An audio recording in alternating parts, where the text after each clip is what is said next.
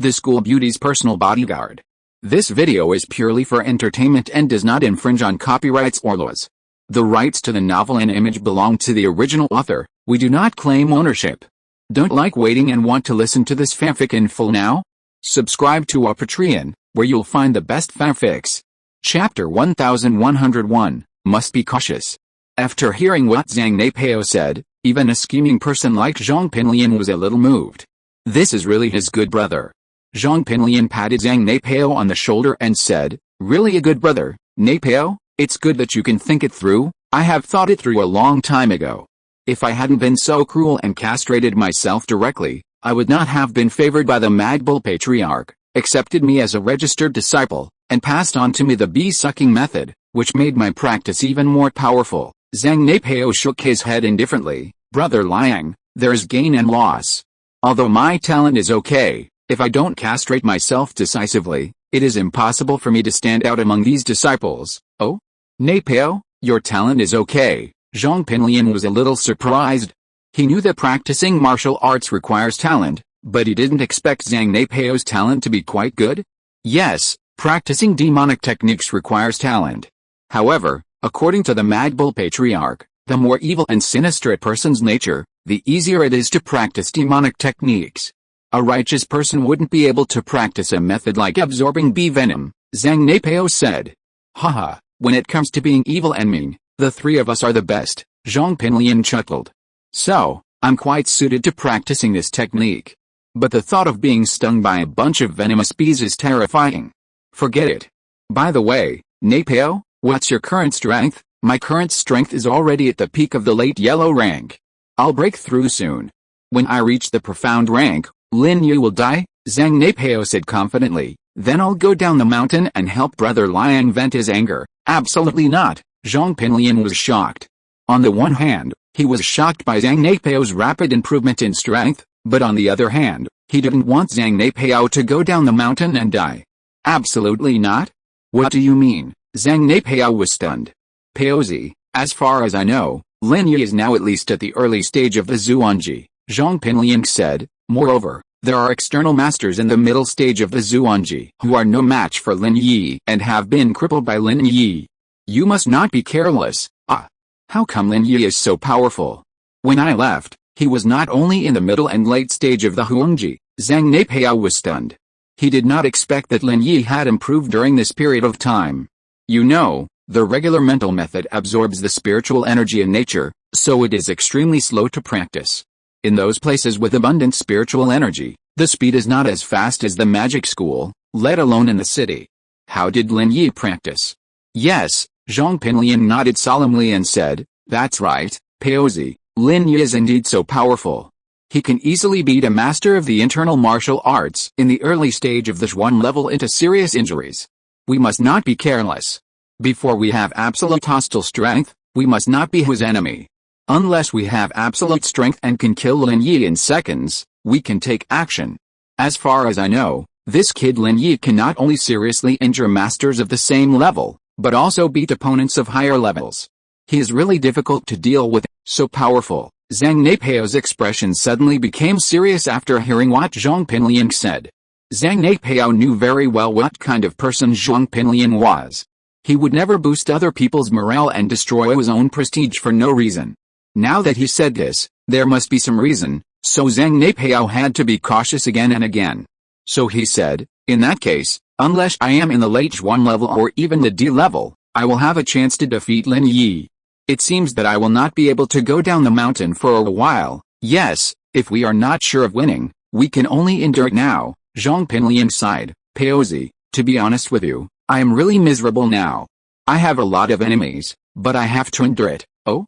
What other enemies?" Zhang Neipao was stunned after hearing what Zhong Pinliang said. "Brother Liang, what's wrong with you?" "Your brother Liang, someone cut out all my kidneys." Zhong Pinliang sighed and said, "Now I only have one kidney." "What? Brother Liang, your kidneys were cut out? Who did it?" Zhang Neipao was shocked when he heard it, and looked at Zhong Pinliang in astonishment. "You won't understand even if I tell you now. Forget it, let's wait until you get down the mountain and we can avenge all this. Just know that Brother Liang is miserable, and Paozi, you have to work hard. Zhong Pinliang described himself so miserably, hoping to inspire Zhang Neipao to practice even harder in the future. Don't worry, Brother Liang. I understand. I will definitely work harder and advance to the Earth stage soon, Zhang Neipao vowed. Well, seeing you today has given Xiaofu and I confidence. We know our day of revenge is not far off, Zhong Pinliang nodded. By the way, is there anything you need while you're here? No, there's nothing missing here. I just practice every day, and there's nothing else to do, Zhang Neipao shook his head. Alright, then Xiaofu and I are relieved to see you. We won't disturb you while you practice. We'll go down the mountain first and visit you another day, Zhong Pinliang said. Okay, I'll take you down the mountain, Zhang Neipao nodded. Hey, your sect doesn't have any cars, and we have to walk back. It's so tiring, Zhong Pinliang sighed. One of his kidneys was removed, and his physical strength was obviously not as good as before. Brother Liang, I'll take you away, Zhang Neipao said indifferently. You take me away, Zhong Pinliang was stunned. Zhang Neipao smiled slightly, holding Zhong Pinliang and Gao Xiaofu on both sides of his body with one hand each, and ran down the mountain. Zhong Pinliang and Gao Xiaofu were shocked. They didn't expect Zhang Neipao to be so powerful. He could carry one person in one hand and run so fast. Zhang Neipao was only a late-stage Huangji master. It was conceivable that Lin Yi had shown mercy when he dealt with the three of them before. Otherwise, the three of them would have been beaten to death by Lin Yi long ago. Yu Ren has been very depressed these past 2 days, with a gloomy face, but he dared not tell his wife and daughter about his experience. He wished so much that what he experienced was just a dream, but he knew that it was not a dream. Yesterday, the little mule came to the grocery store in the market to find Yu Ren and told him that today would be the last deadline for him to pay back the money. Oh, Yu Ren sighed, looking at his broken furniture. He really didn't know what to do. If he could die and end all his problems, then he would rather die and end all his problems. But he knew that he couldn't die. If he died, the little mule would not let his wife and daughter go, and then he would be even more miserable than he is now. Chapter 1102, Debt Collection. Dad, what's wrong with you? Xuanyuan seemed to have noticed that something was wrong with her father these past few days. As soon as he came home, he was always gloomy and didn't even smile. This was completely different from before. In the past, although the family was poor and tired every day, no matter how hard or tired they were, in the evening, the family would have dinner together, and the father would drink a little wine and watch TV. This was the happiest time for the family. But now, when the father drank, he would sigh and drink to relieve his sorrow. He was not enjoying the happiness and fun of drinking like before. Oh, Yu Ren sighed again. He didn't know how to tell his daughter. Dad, what's wrong with you? Just tell me what's on your mind. I'm your daughter. If there are any difficulties, we will share them together. Xuanyuan sat next to her father very sensibly. Xuanyuan, Dad is sorry for you and your mother. Yu Ren finally couldn't help it and was ready to tell the truth. Today is the final deadline. It is estimated that Xiao Mule will bring people to collect the debt tonight. By then, even if he wants to hide it, he won't be able to. Dad, why are you suddenly saying this? How have you let Mom and I down? Xuanyuan was slightly stunned, and looked at her father in some surprise.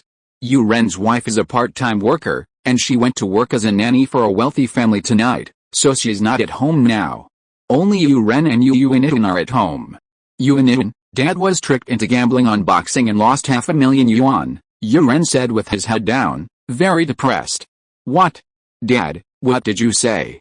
You lost 500,000 yuan. Xuanyuan widened her eyes and looked at her father in disbelief. Dad, are you kidding? How can our family have 500,000 yuan? Our family does not have 500,000 yuan. If we did, I wouldn't be so worried. This 500,000 yuan was borrowed from a loan shark at high interest rates from the boxing ring, Yu Ren said with a bitter face and dejected. Dad, what's going on?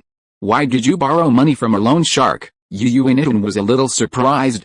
In her eyes, her father has always been a good man, and he doesn't have any bad gambling habits. How could he lose 500,000 yuan in a flash? What hidden secrets are there? Oh, this is a long story. Now that Yu Ren had spoken, he didn't intend to hide it, so he told his daughter Xuanyuan the whole story of how he went to the underground boxing ring, how he was tempted to borrow money to bet, and then lost everything. Dad, these people are organizing underground black boxing, which is illegal. And betting on boxing is also illegal. We can call the police. As long as we call the police, I believe the police will definitely catch them all, and you don't have to pay back the money. Although Yu Yuan is a working girl, she also understands the law. She knows that both underground blackboxing and organized gambling are illegal acts. Yuan, your idea is so naive. Yuan waved his hands and shook his head, saying, if you dare to call the police, would I still be signing like this? They are an organization, not a person. They are so cruel and kill people without blinking an eye. When people die, the bodies are dragged out to feed the crocodiles. They can do anything. We call the police. Indeed, the police have the ability to destroy their underground boxing ring, but what about us? Their organization will definitely not let our whole family go. This, although Yu Yuan was young, she understood the truth after hearing what her father said. This underground boxing ring is not an independent existence. There is a larger organization behind it. Even if the underground boxing ring is wiped out, as long as that organization is still there, my family will never have peace in the future. Moreover, from his father's words, we can also know that these people are demons who kill without blinking an eye and will definitely come for revenge. Yuan, what do you think Dad should do? I really regret it.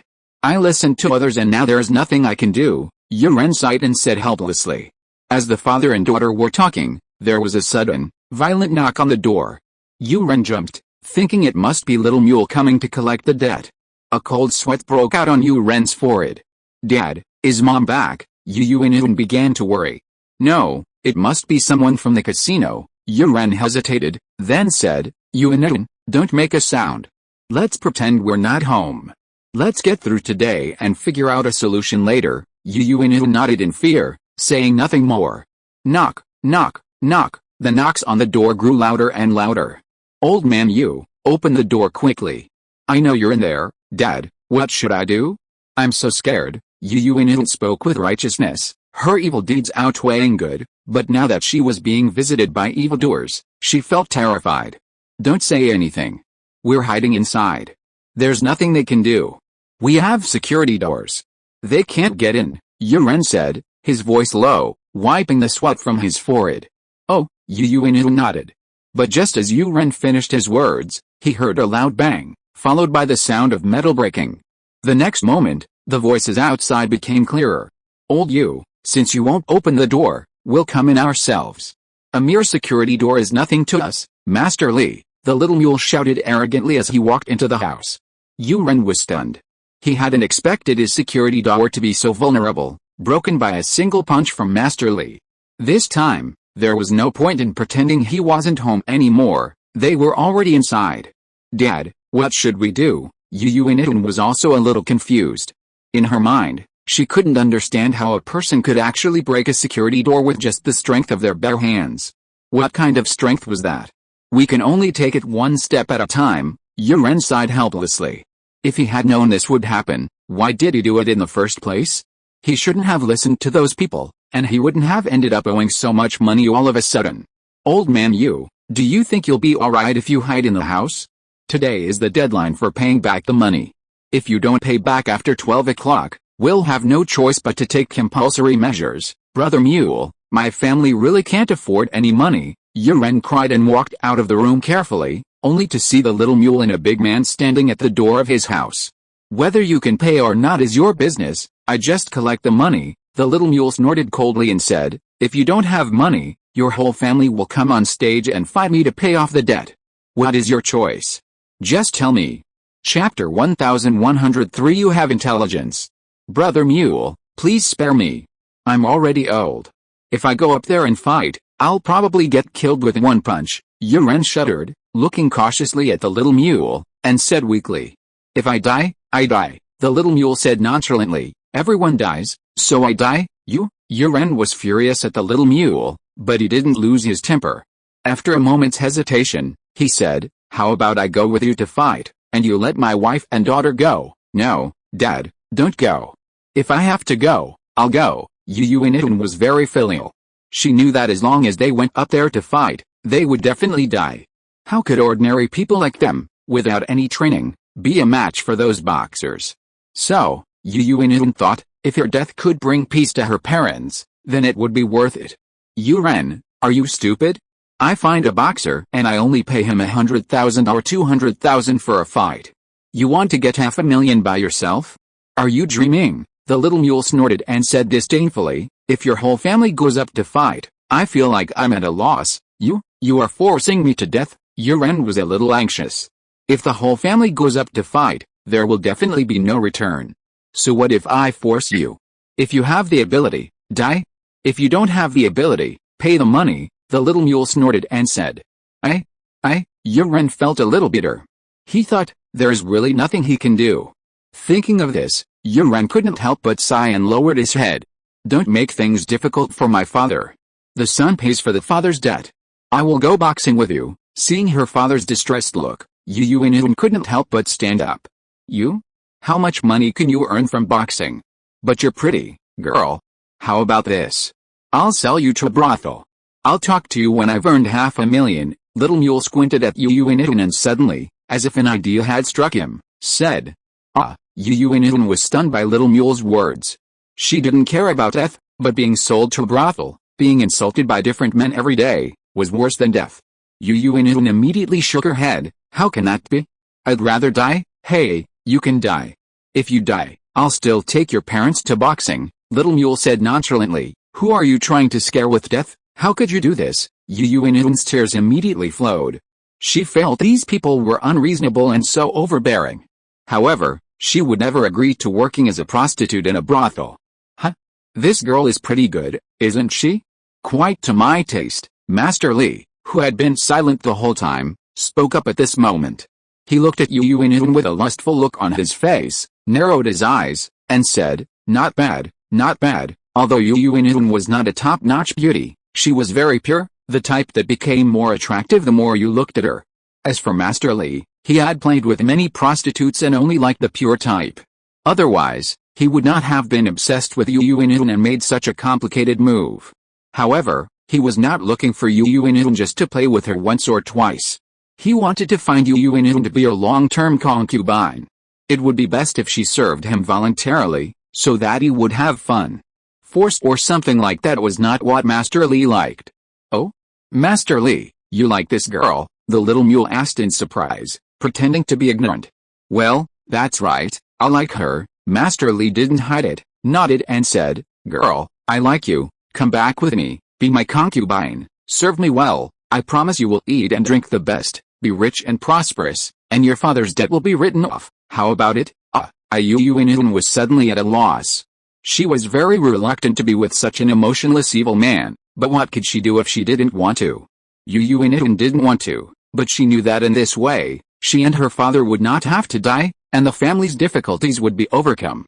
What do you mean by you and me? The little mule frowned and suddenly became a little impatient. I tell you, Yuren, either you serve Master Li exclusively, or you go to the brothel and make 500,000 from me. It's your choice. Yuren lowered her head helplessly, tears welling up in her eyes. At this moment, she really didn't know what to do. If she had a choice, she would rather die, but she also knew that if she died, her parents would definitely not be happy either. They would all have to die. And if what Master Li said was true, then sacrificing her alone would bring happiness to the whole family. Although she was very reluctant to serve this evil man, Master Li, it was better than going to a brothel. Such a great opportunity, and you're still hesitating. The little mule turned his head impatiently and said to Master Li, this girl doesn't know how to appreciate it. How about forget it? There are plenty of pretty girls, why waste time on her? I'll find you another one later, or sell her to a brothel. A forced melon is not sweet. Look at how hesitant she is. She won't serve you well when the time comes. What's the use of having her? No need, I just like her. Master Li waved his hand and said, little girl, your name is Yuren, right? Let me tell you, although I am a rough man, I will be kind to people. You will never suffer any loss if you follow me. Yuren hesitated and looked at her father Yuren. Yuren was also feeling bad at the moment, but what could he do? Facing evil people like the little mule and Master Li, the life and death of his family were in their hands, and he didn't dare to resist at all. Yuren, what do you think? Yuren is still a very principled man. He wants his daughter to choose. If you don't want to, then the three of us will go to the underworld together. It will be over once we die. We don't have to suffer that grievance. Dad, I will go with him. Xuanyuan hesitated for a moment, and finally nodded with tears in her eyes. The whole family died. That was not what she wanted. Now, she only needs to serve Master Li, which is a blessing in disguise. As long as her parents are fine, Xuanyuan will accept it. Hey, that's right, little girl, you still have some IQ? The little mule was very satisfied with the result. He handed Xuanyuan over to Master Li without using knives or guns. This couldn't be better. Chapter 1104 The Secret of Ergudan. Master Li was also very happy to hear the news.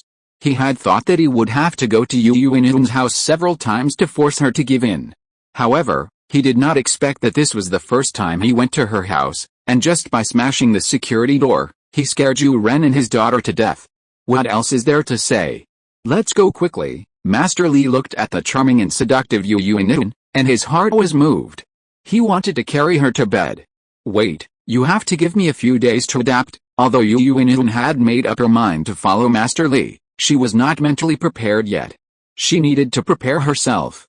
Do you still need to adapt? Master Li frowned, feeling a little impatient. Since you have agreed, come with me.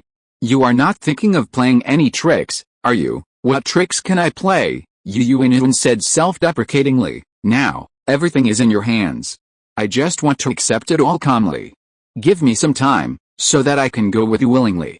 I think you don't want to be forced, right? That's right. Master Li breathed a sigh of relief after hearing what Xuanyuan said. He really didn't like to use force, so after pondering for a moment, he agreed to Xuanyuan's request. If you say so, then I will give you 3 days. After 3 days, come and pick you up. Xuanyuan smiled sadly, nodded, and said, okay, 3 days is 3 days, that's great. In that case, old man Yu, we're family now. Your house is uninhabitable, and the door's broken. Here's 100,000 yuan, my dowry. Take it and find a hotel to stay in, and then replace the door. Master Li pulled out the 100,000 yuan he had prepared and slammed it on the table. Yu Ren wanted to refuse. After all, it was selling his daughter for fame, and he couldn't accept it. But Xuanyuan took the money, thrust it into Yu Ren's hands, and said, Dad, take it. Xuanyuan was desperate, wanting only to maximize her own value. Being able to contribute some money to the family made her feel better. Master Li and Little Mule, seeing their work accomplished, didn't linger. They turned and left Yu Ren's house, leaving Yu Ren and his daughter alone. They looked at each other and lamented, blaming their fate for being so unfair and suffering so much. In Xixing Mountain Village, Ergudan finished his farm work, said goodbye to his father, and hurried up Xixing Mountain. Xixing Mountain is a treacherous mountain range, home to many ferocious beasts. Therefore, even when residents of the nearby villages go hunting, they stay near the foot of the mountain and dare not venture deep into the mountains. In Xixing Village, only 3 people dare venture deep into the mountains: Old Man Lin, the village's traditional Chinese medicine practitioner, Lin Yi, Old Man Lin's young medicine boy, and Lin Yi's younger brother, Ergudan, known as Zhou Jiming. Halfway up the mountainside of Xixing Mountain lies an unnamed spring. Ergudan, standing beside the unnamed spring, scooped up a scoop of water and placed it in his mouth. Although Ergudan wanted to drink his fill, he knew from years of experimentation that the water's effects were limited, regardless of how much he drank. It only lasted for a short time, and over time, it lost its effectiveness. Ergudan considered carrying some water in a bottle, but the water lost its effect once it left the unnamed spring. This left Ergudan helpless. But there was nothing he could do. It was because he had been naughty as a child and secretly drunk the medicine prepared by Old Man Lin. He was said to have been poisoned by a goo, and needed this nameless spiritual spring for energy. If he didn't replenish the water within a certain period of time, the poison would begin to drain Ergudan's energy, eventually consuming him entirely. This was why Ergudan couldn't leave his home. After drinking the water from the nameless spiritual spring, Ergudan quickly descended the mountain and ran towards Old Man Lin's home. When Ergudan arrived at Old Man Lin's home, Old Man Lin was taking the pulse of an elderly woman from a neighboring village. Seeing Ergudan, he simply nodded and gestured for him to sit aside and wait while he continued treating the woman. Ergudan was a frequent visitor to Old Man Lin's home, and he wasn't shy about it. He casually sat aside and waited for Old Man Lin. Old Man Lin was the only traditional Chinese medicine practitioner in the area. There were no regular hospitals nearby, so people came to see him for treatment. Of course, they didn't know that old man Lin was a miracle doctor. They were actually here to enjoy his treatment at a fraction of the price. I just caught a cold, just a flu. Chinese medicine or Western medicine? Old man Lin asked calmly. How much is Chinese medicine, and how much is Western medicine? People here are very concerned about money. The old woman was calculating which medicine was cheaper. Chinese medicine is 20 cents, Western medicine is 50 cents. Old man Lin didn't bother to explain the difference. His purpose here was to remain anonymous, not to save lives. Then I want Western medicine, the old woman said quickly. Quick-acting cold and flu capsules, 50 cents a box. Old man Lin found a box of quick-acting cold and flu capsules and handed it to the old woman. The old woman paid and left. Old man Lin then turned to Gudan and said, Gudan, are you here today to look for Xiao Yi? Yes, Grandpa Lin. The boss asked me to bring him some medicine. Gudan nodded naively. Have you finished your household chores? Well, spring plowing is almost over now. Old man Lin nodded, then stood up to get medicine for Gudan. As they walked, he asked, Did you drink the water from the spiritual spring, Grandpa Lin? I just drank it up the mountain. Gudan didn't hide anything from old man Lin. Well, that's good. But remember, you must return within 3 months. Otherwise, even I can't save you. Old man Lin handed a bottle of liquid medicine to Gudan and said solemnly. Don't worry, Grandpa Lin. I know the importance of this matter. I will definitely return. Gudan, not willing to risk his life, nodded quickly. By the way, here's 2,000 yuan. Take it with you for your travel expenses. Old man Lin produced another 2,000 yuan and handed it to Gudan. How can I do this? Gudan was shocked. He hadn't expected old man Lin to give him so much money. 2,000 yuan, in this small village in the mountains, could easily support a family for a year or two. Big cities are expensive, and since this is your first time going out, you need to bring some money for emergencies. Old man Lin waved his hand without hesitation and said, Take it with you. This is what Xiao Yi suggested. If you're listening to this novel on a channel other than Fanfic World, it means they downloaded and uploaded it without effort. We cordially invite you to visit our channel, Mundo Fanfic Novelis.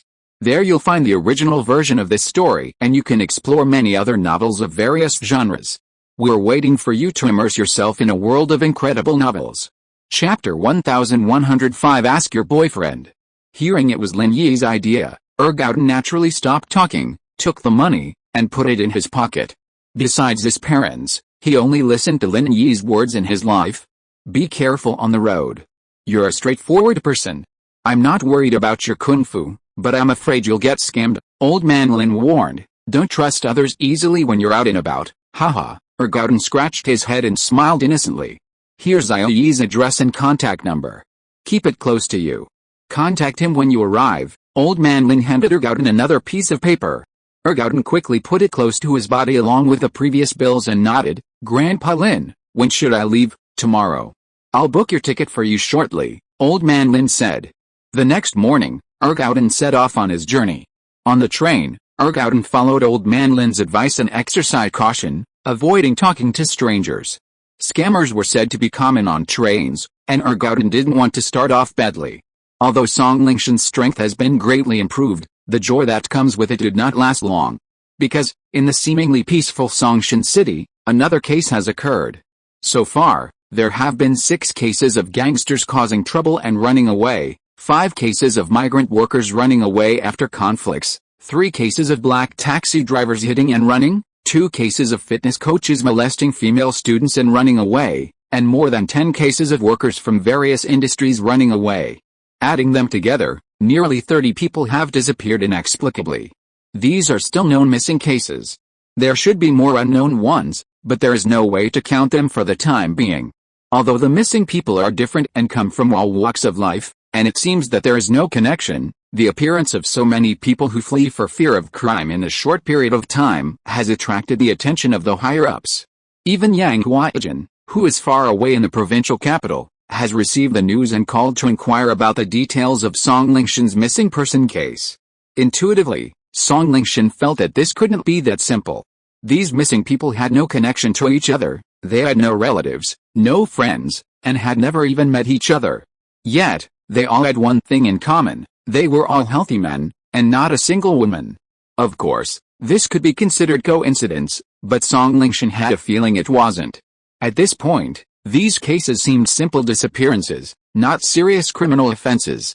After all, they were just missing people, not bodies.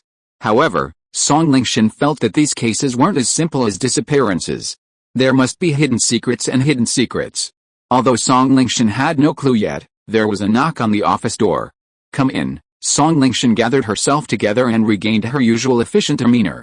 "Captain Song, the traffic police have transferred another case. A bus driver fled the scene after a hit-and-run accident.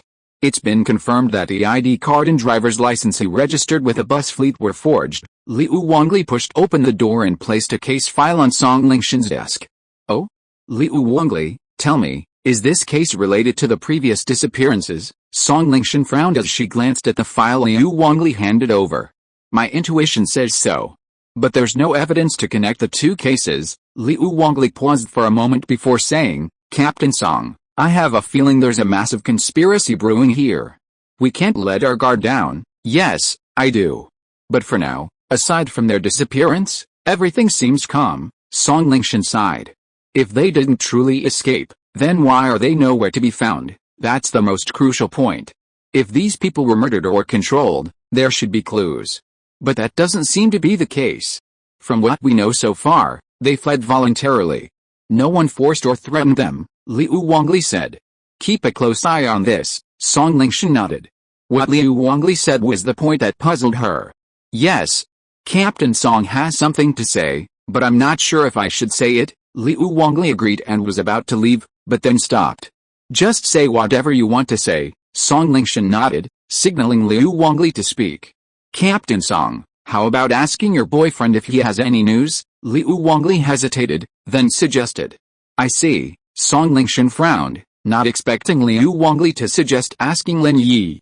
This both frustrated her and surprised her, since Liu Wangli had mentioned Lin Yi as her boyfriend. Of course, Liu Wangli was now considered a close confidant of Song Lingshan's, so she didn't blame him, knowing his suggestion was for her own good. Liu Wangli said nothing more and left Song Lingshan's office. After a moment's hesitation, Song Lingshan called Lin Yi. Lin Yi was currently discussing the main details of the product launch with Fatty Lai, Guan Zumin, and King Xiaobo when Song Lingshan called. Lin Yi made a gesture to Fatty Lai and the others, stood up and walked to the windowsill to answer the phone. "Hello? What's the matter?" Lin Yi's tone was not very good when he saw that it was Song Lingshan's number. "Lin Yi, there's something I would like to ask you to pay attention to," Song Lingshan said after a moment of hesitation. "I don't have time, I'm busy," Lin Yi thought to himself. As expected, Song Lingshan's calls were not good, and she seemed to be asking for help from him. "Lin Yi, please help me, the silly girl will be very grateful to you." Song Lingshan heard Lin Yi's refusal, so she started to act coquettishly. "At worst, I will make you something delicious next time you come." Lin Yi was speechless. It seemed that Song Lingshan was still pestering him. "I regret it a little now.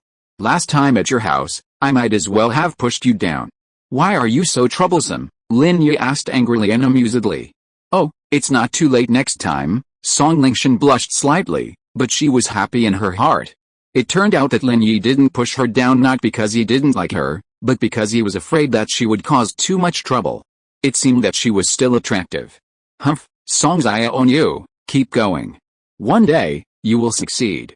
Song Lingshan encouraged herself. "I'll give you 1 minute, tell me what you want to say." However, Lin Yi didn't respond, but just asked lightly. Chapter 1106, The Pai Family's Visitors. The good news is, there have been over 30 missing persons cases in Songshan City.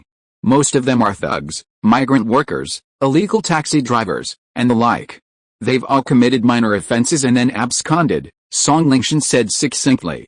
"Lin Yi, can you keep an eye out for them?" "Where am I supposed to keep an eye out for them?" Lin Yi frowned. "Have you become dependent on me?" "Not really," Song Lingshan said, feeling somewhat embarrassed. Indeed, she had become somewhat dependent on Lin Yi, believing him to be a jack of all trades, a man who would grant her any request. "All right, anything else?" Lin Yi asked calmly. "Nothing more," Song Lingshan said. That's all. She always felt insecure in Lin Yi's presence. Lin Yi didn't say anything more and simply hung up. Song Lingshan held the phone, feeling somewhat helpless. She had wanted to ask if Lin Yi had done anything wrong with her after he improved her strength, but judging by Lin Yi's tone, it seemed he wasn't affected at all. Although she told Lin Yi about the matter, Song Lingshan still felt a little insecure. After all, the previous cases all had specific facts, but this case was still confusing, and Lin Yi didn't seem to want to help, which made Song Lingshan a little disappointed. The Xiao family has been in a low-key mood these days. Without Paibo's support, the already declining Xiao family is on the verge of death. All the previous relationships have become alienated from them. Even the in-laws, the Kang family, have decisively broken with the Xiao family. Xiao Ji sat in the hall of the villa and sighed. Xiao Ben was also at a loss. The current situation of the Xiao family is almost getting worse. Now they owe Lin Yi a huge sum of money. Although Lin Yi did not come to ask for it, the situation of the Xiao family is not much better. Brother, it looks like the Xiao family's vast foundation is going to be destroyed in my hands. I can't bear this. Xiao Ji's eyes were red. He hadn't slept well in days. It's all that bitch Guhuli's fault. She brought such an enemy upon our Xiao family for no reason. She was so blind that she hit Paibo with her car. I'm going to kill her now. As he said that, Xiao Ji stood up and was about to go and fight Guhuli. Brother, calm down. Seeing his brother's frantic look, Xiao Ben quickly stood up and grabbed him. Brother, what are you doing? Since you also know that the Xiao family is at a critical moment of life and death, why are you still fighting among yourselves here? Going to settle accounts with your sister-in-law? What's the point? Xiao Ben was a smart man. Although he had tried his best to fight for the position of head of the family when the old man was alive, after the old man passed away, he also realized the crisis of the Xiao family. Fighting among yourselves at this moment would only accelerate the demise of the Xiao family. Besides, his eldest brother's IQ wasn't high. He had to consult him about everything and needed his advice. In that case, Xiao Ben was almost the actual head of the family, so there was no need for him to compete for anything.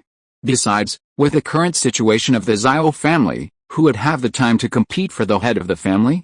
Second brother, I want to calm down, but can I? The aristocratic family conference is about to be held. I guess this time, the Yu family will definitely expel us from the ranks of the aristocratic family.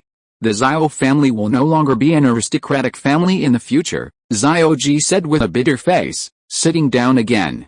Brother, the situation is already like this. Even if you kill your eldest sister-in-law, what can you do? Xiao Ben waved his hand and said, I'm afraid the only family we can rely on is the Wu family. But I don't know if Xiao Wanggao and Xiao Wangba have a reliable relationship with Wu Chenshin. I heard that Kang Xiaolong of the Kang family has a good relationship with Wu Chenshin. I'm afraid he will try to sow discord. Then what should we do now? Xiao Ji was completely at a loss. No matter what, life must go on. Tomorrow, I'll go out and see.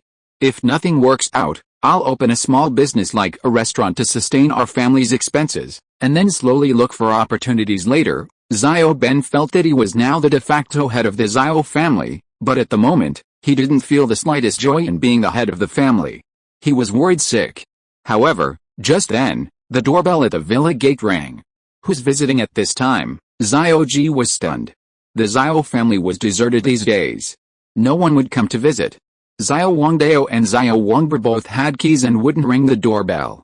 Could it be Lin Yi again? Xiao Ben was startled and stood up and walked out. Regardless of whether it was Lin Yi or not, he had to face him head-on. However, the people at the villa gate surprised Xiao Ben, two strangers he had never met before. Who are you? Xiao Ben asked curiously, not knowing the identities of the visitors.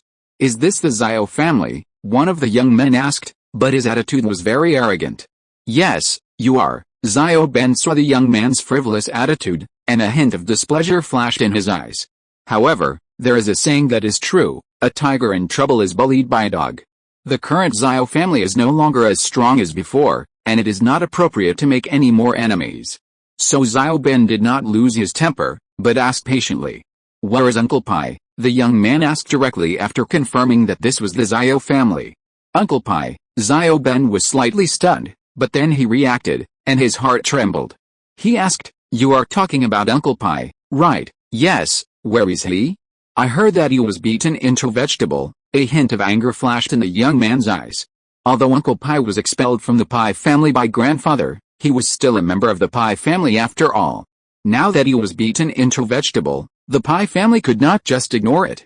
Of course, this decision was not made by the young man himself, but the result of a family meeting and discussion of the Pai family, and it was also approved by grandfather.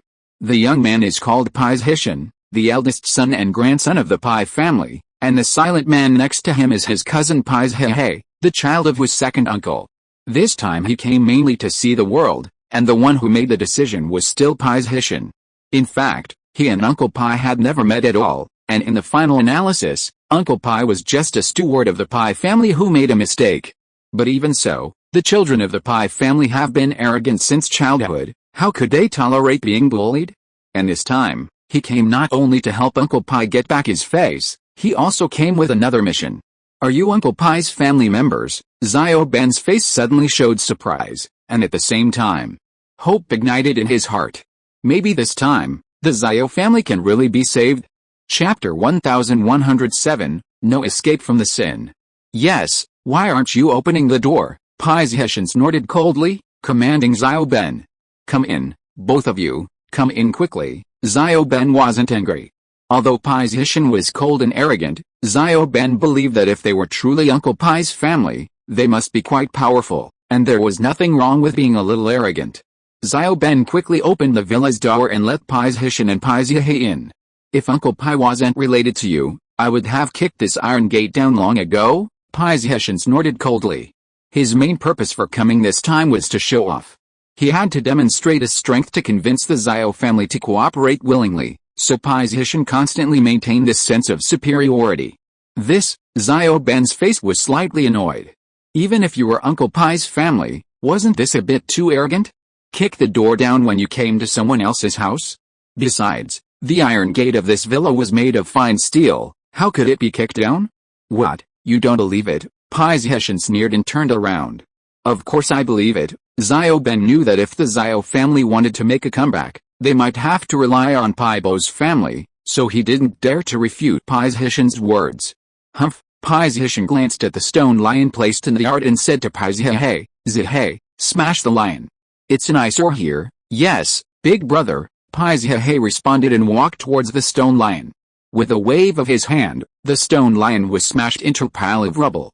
Hiss! Xiao Ben took a breath of cold air. Originally, he was a little annoyed by Pengzhan's attitude because of Pengzhan's youth. He thought Pengzhan was just a messenger of the Pai family and didn't take him too seriously, but now it seems that he was wrong. Ambition is not determined by age. The skills and strength of these two young men are not inferior to Paibo. In other words, these two people are also masters. Thinking of this, Xiao Ben's face suddenly lit up with flattery. You two are truly amazing. This lion is truly an eyesore. This villa is a second-hand purchase.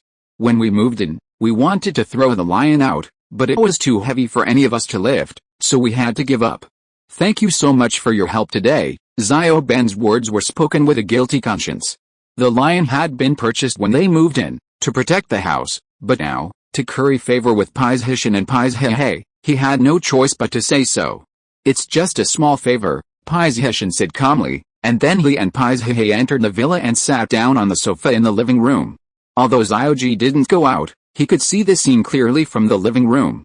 At first, like his second brother Xiao Ben, he was a little annoyed by the two young men's arrogance, but after seeing their overwhelming strength, his temper immediately subsided, and like his second brother, his face was filled with flattery. Two masters, what are your names? I am Xiaoji, the patriarch of the Xiao family. I was raised by Paibo. Xiaoji spoke awkwardly, almost in a contrived way. But Pengzhan didn't care. This was the effect he wanted. Only by shocking the Xiao family could he proceed with his next plan. My name is Pengzhan, and this is my younger brother Pengzhan. To be honest, Mr. Xiao, we are from the Hidden Pai family. Pengzhan took a seat on the sofa and introduced himself calmly. Hidden Pai family? Although the Xiao family was a low-ranking family, they knew something about hidden families, and naturally knew that there was one such family. This Hidden Pai family was even more powerful than the Hidden Zhao family, but the Xiao family had never imagined that Paibo was actually from the Hidden Pai family. What an incredible person! The thought of this made Xiaoji and Xiao Ben excited, yet also filled with trepidation. Because, facing the Hidden Pai family, there are both opportunities and dangers. If they could establish a connection with the hidden Pai family, the Xiao family would instantly rise from a low-ranking family to a high-ranking one. However, the crucial question was, what on earth had the hidden Pai family come to do today? It seemed 90% certain they were here because of Uncle Pai's injury. And Uncle Pai was injured by Gu Huli's car. So, would the hidden Pai family be lucky enough not to cause trouble for the Xiao family? Could they even help them? So it's the big and second young Master Pai. Xiao Ben didn't dare to be disrespectful or take advantage of his seniority. He cautiously and nervously addressed Pais Hishan and Pais Yahe as big and second young Master Pai, still trying to determine their intentions. Pais Hishan nodded, gladly accepting the title. By the way, what's going on with my Uncle Pai? Tell me in detail. The two brothers, Xiao Ji and Xiao Ben, felt a sudden pang of anxiety. They exchanged a glance. Sure enough, this time, the hidden Pai family had come with ill intentions. They were here because of Uncle Pai's injury. Xiao Ben gave Xiao Ji a look, signaling that he should explain the matter, and Xiao Ji was naturally pleased to do so. He couldn't explain it clearly even if he was asked to. This is actually the case. Xiao Ben no longer dared to hide anything. In front of experts like Pais Hishan and Pais Hehe, he might as well tell the truth. Otherwise, if the truth came to light, the Xiao family would be in great trouble. So he told him everything that had happened, including how Pai Bo was hit by Gu Huli's car. I'm sorry, this woman was driving recklessly. I'll bring her here and let you two young Pais deal with her. Xiao Ji didn't dare to defend Gu Huli at this moment. Besides, he had been feeling that the Xiao family was being harmed by Gu Huli for the past few days. No need, Pais Hishan waved his hand, stopping Xiao Ji's behavior. He had come here on behalf of the Pai family to discuss a major matter with him. He needed to use both kindness and force to intimidate the Xiao family, showing his strength and offering them appropriate benefits. Only then would the Xiao family be willing to work for the Pai family. Although Pais Hishan is not very old, he has learned a lot of ways to deal with people by following his grandfather in the Pai family. Although he is arrogant, he has the capital to be arrogant. As you said, Gu Huli is indeed responsible for this matter, but it is only a secondary responsibility, Pais Hishan said lightly. Thank you, young Master Pai, for your magnanimity, Xiao Ben said hurriedly. No matter what, Pais Hishan's attitude made Xiao Ben feel relieved. If the Pai family insists on asking the Xiao family for an explanation, then the Xiao family is no match at all. That's the hidden Pai family. However, don't be too happy too soon. For the Xiao family, the death penalty can be avoided, but the living crime cannot be escaped. You will also have to bear certain consequences for this matter, Pais Hishan snorted and sneered. Chapter 1108 Partnership. It's what we should do. We will take responsibility for it. Although Xiao Ben was uneasy, he had to admit his mistake. Now he just hoped that his attitude would be better and he could gain the Pai family's forgiveness. In that case, I won't waste my time talking to you. However, the Xiao family's current situation is not very good. Even if we have to take responsibility, what will you take out? Pais Hishan looked Xiao Ji and Xiao Ben up and down, and said coldly, what else can the Xiao family give out now except the lives of the two Mr. Xias? Little kid, you are going too far. My Xiao family may be in decline, but it's not your turn to judge. Although it was my wife Gu Huli who hit Pai Bo, what does that have to do with my Xiao family? You can always find a pretext to accuse me. You can kill me or cut me up, it's up to you. Xiao Ji, I'm standing here. What can you do to me? Xiao Ji had a hot temper. Hearing Pais Hishan's sarcastic words, he suddenly became anxious. Big brother, Xiao Ben was a little anxious. Big brother's temper really made him do bad things. But before Xiao Ben could say anything, there was a crisp pop, and the next moment, half of Xiao Ji's face swelled up, one of his teeth fell out, and he whimpered, unable to speak. Neither Xiao Ji nor Xiao Ben saw whether it was Pais Hishan or Pais Hehe who had made the move, or perhaps neither of them had done anything. Only then did Xiao Ji remember that, although he was facing two young men, they were masters no less skilled than Pai Bo. The thought frightened Xiao Ji, especially as he recalled the scene at the gate where Pais Hehe had smashed the stone lions. Although he had a short temper, he was no fool. After figuring out the key to the matter, an awkward expression immediately crossed his face. I'm sorry, young Master Pai, I didn't say anything I shouldn't have said, Xiao Ji said sheepishly, covering his swollen face. He was completely terrified. This is a lesson, Pengzhan said calmly. With someone like Xiaoji, he had to be intimidated, otherwise the subsequent negotiations would be difficult to proceed. Now that Xiaoji had relented, Pengzhan didn't need to waste any more words. Xiaoji, you're a fool, I won't argue with you. But Xiao Ben, you're a wise man. Tell me, what can your family offer us as compensation? No, not at all, Xiao Ben refused to admit. The Xiao family's decline was clear, and Pengzhan's words were understandable. I never imagined the Xiao family had fallen so far. They were once considered aristocratic families, but now they don't even look like a great family anymore. Pengzhan frowned, surveying the villa. I don't know if the family's decision was right or wrong, choosing to cooperate with two of you worthless people. Cooperation? Xiaoji and Xiao Ben were startled by Pengzhan's seemingly innocent words. Could it be that the Hidden Pai family had come to seek cooperation? If the Hidden Pai family truly had come to seek cooperation, then wouldn't that give the Xiao family hope? Thinking of this, Xiao Ben hurriedly asked, Young Master Pai, are you suggesting you collaborate with our Xiao family? This is just a preliminary proposal. Whether or not we can collaborate depends on your specific performance and the trade-offs you make, Pengzhan said calmly. Young Master Pai, please speak. Xiao Ben was delighted. As long as the Pai family agreed to cooperate with him, the Xiao family would not fall into decline. And they might even have a chance of becoming a leading aristocratic family. Therefore, no matter what, he would have to convince the Pai family to collaborate, even if it meant paying a higher price. I wonder if you are aware of the relationship between the Yu family and the hidden Yu family. Pengzhan, seeing Xiao Ben's understanding, nodded in satisfaction. Of course I know. If it weren't for the hidden Yu family's backing, the Yu family wouldn't have become the leading aristocratic family. Xiao Ben's heart stirred. Could it be that the hidden Pai family wanted the Xiao family to become a family like the Yu family? Xiao Ben was thrilled. If our hidden Pai family backed you, what could you achieve? In other words, how much benefit could you bring us? Pengzhan stated the key point of their negotiation. While the Pai family is undoubtedly a hidden family, according to the covenant of the past, hidden families are forbidden from interfering in the affairs of the secular world. This means that, aside from cultivating, they cannot openly amass wealth in the secular world. However, the hidden Yu family, through circuitous means, has directly controlled the secular Yu family, turning them into tools for their own profit. The secular Yu family, leveraging the influence of the hidden Yu family, has become the leading family, while the hidden Yu family, thanks to the vast annual contributions of the secular Yu family, has grown ever larger. While the Yu family's story is serendipitous and unrepeatable, it's a unique circumstance unmatched by other families. After all, the hidden Yu family and the secular Yu family were originally two separate families, only later establishing a secret connection. This circumvention is unmatched. Unable to establish a secular branch, others can only watch helplessly as the Yu family profits. The original covenant wasn't just for show, angering the witnesses of that covenant would be no joke. However, over the years, the witnesses to that pact, along with those heavenly rank masters, have all vanished, and the pact binding the hidden aristocratic family is no longer as effective as it once was.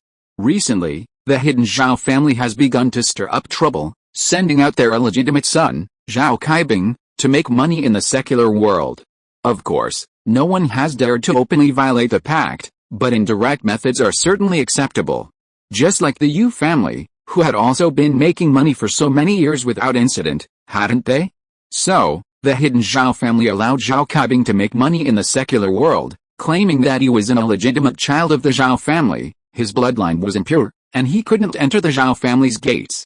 Of course, while his bloodline was impure, he was still a member of the Zhao family, and the Zhao family's assistance was understandable. However, anyone with a discerning eye could see that Zhao Kaibing's secular wealth was meant to benefit the hidden Zhao family. Therefore, with a precedent set by the Yu and Zhao families, other aristocratic families were eager to take advantage, seeking ways and excuses to enter the secular world and make money. Although these hidden families were quite powerful in the martial arts world, they didn't have much money. Even if they didn't spend lavishly, buying natural treasures every year was still a considerable expense. Even if they didn't buy these things, they still had so many mouths to feed. Chapter 1109 The Rise of the Xiao Family. The Hidden Pai family was one of those hidden families that were ready to make a move. The Pai family was just worried about not having the opportunity to intervene in the secular world, but the Xiao family gave them a good opportunity. Pai Bo, the Xiao family's security guard, was the housekeeper of the hidden Pai family in the early years. Although he was kicked out of the house by the Pai family's headman in anger because of an affair with a maid, he was still a member of the hidden Pai family after all. He became a vegetable inexplicably, and the Pai family announced to the public that they would investigate the truth of the matter. Therefore, the hidden Pai family naturally came to the Xiao family and intervened in the affairs of the secular world through contact with the Xiao family. Xiao Ji didn't quite understand what Pai Zhishan said, but Xiao Ben was a smart man. He understood immediately that the Pai family wanted to make money in the secular world, but it was not easy to reach out directly, so they set their sights on the Xiao family. The matter of Pai Bo was just an excuse. Judging from the expressions of the two young masters of the Pai family, they didn't seem to care much about Pai Bo's life or death. Otherwise, why had they been in the Xiao family for so long and didn't ask to see Pai Bo? Thinking of this, Xiao Ben breathed a sigh of relief. As long as the Pai family wasn't looking for trouble, everything would be easy. Moreover, it looked like the Pai family was going to use the Xiao family to get involved in the secular world's business, so the Xiao family wouldn't be in any trouble. My dear Mr. Pai, there are two reasons why the Xiao family has fallen to its current state.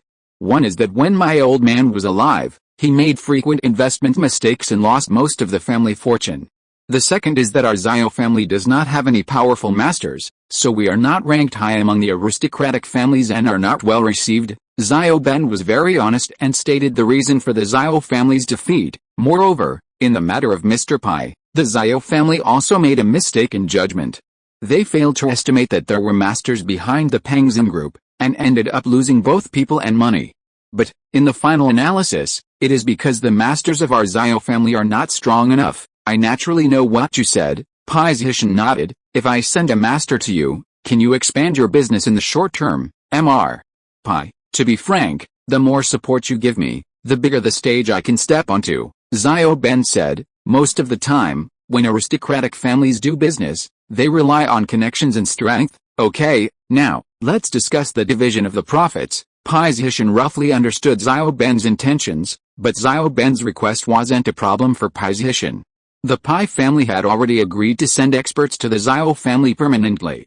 Of course, the official reason was just to investigate the truth behind Pai Bo's injury and protect Pai Bo's friends, the Xiao family. How do you want to arrange it, young Master Pai? Xiao Ben's expression grew serious. This was a crucial issue. 190%, you get 10%, we get 90%, Pai Zhishan said calmly. That, Xiao Ben's expression suddenly changed, and he smiled bitterly. Young Master Pai, isn't that a bit too harsh? 10%? Isn't it a little too little for our Xiao family, although the situation was pressing? Xiao Ben assumed that the Pai family also wanted to use the Xiao family to make money, which was why he was bargaining. Xiao Ben, you need to understand the situation, but what Xiao Ben didn't expect was that Pai Zhishan would just turn against him. Pointing at Xiao Ben with a sneer, he said, you, the Xiao family, are only redeeming yourself for meritorious service. To be frank, I'll slaughter you in a matter of minutes. If we, the Pai family, want to make money, we can easily support a puppet family. If we seek cooperation with the King family, I'm sure they'll be happy to do so, right? In reality, Pai Zhishan was merely trying to frighten Xiao Ji and Xiao Ben. He wanted the Pai family to cooperate with others, but they wouldn't dare. After all, the Hidden Family Covenant was no joke. Although the witness was gone, the Hidden Family Arbitration Association still existed. The Pai family's cooperation with the Xiao family had its reasons.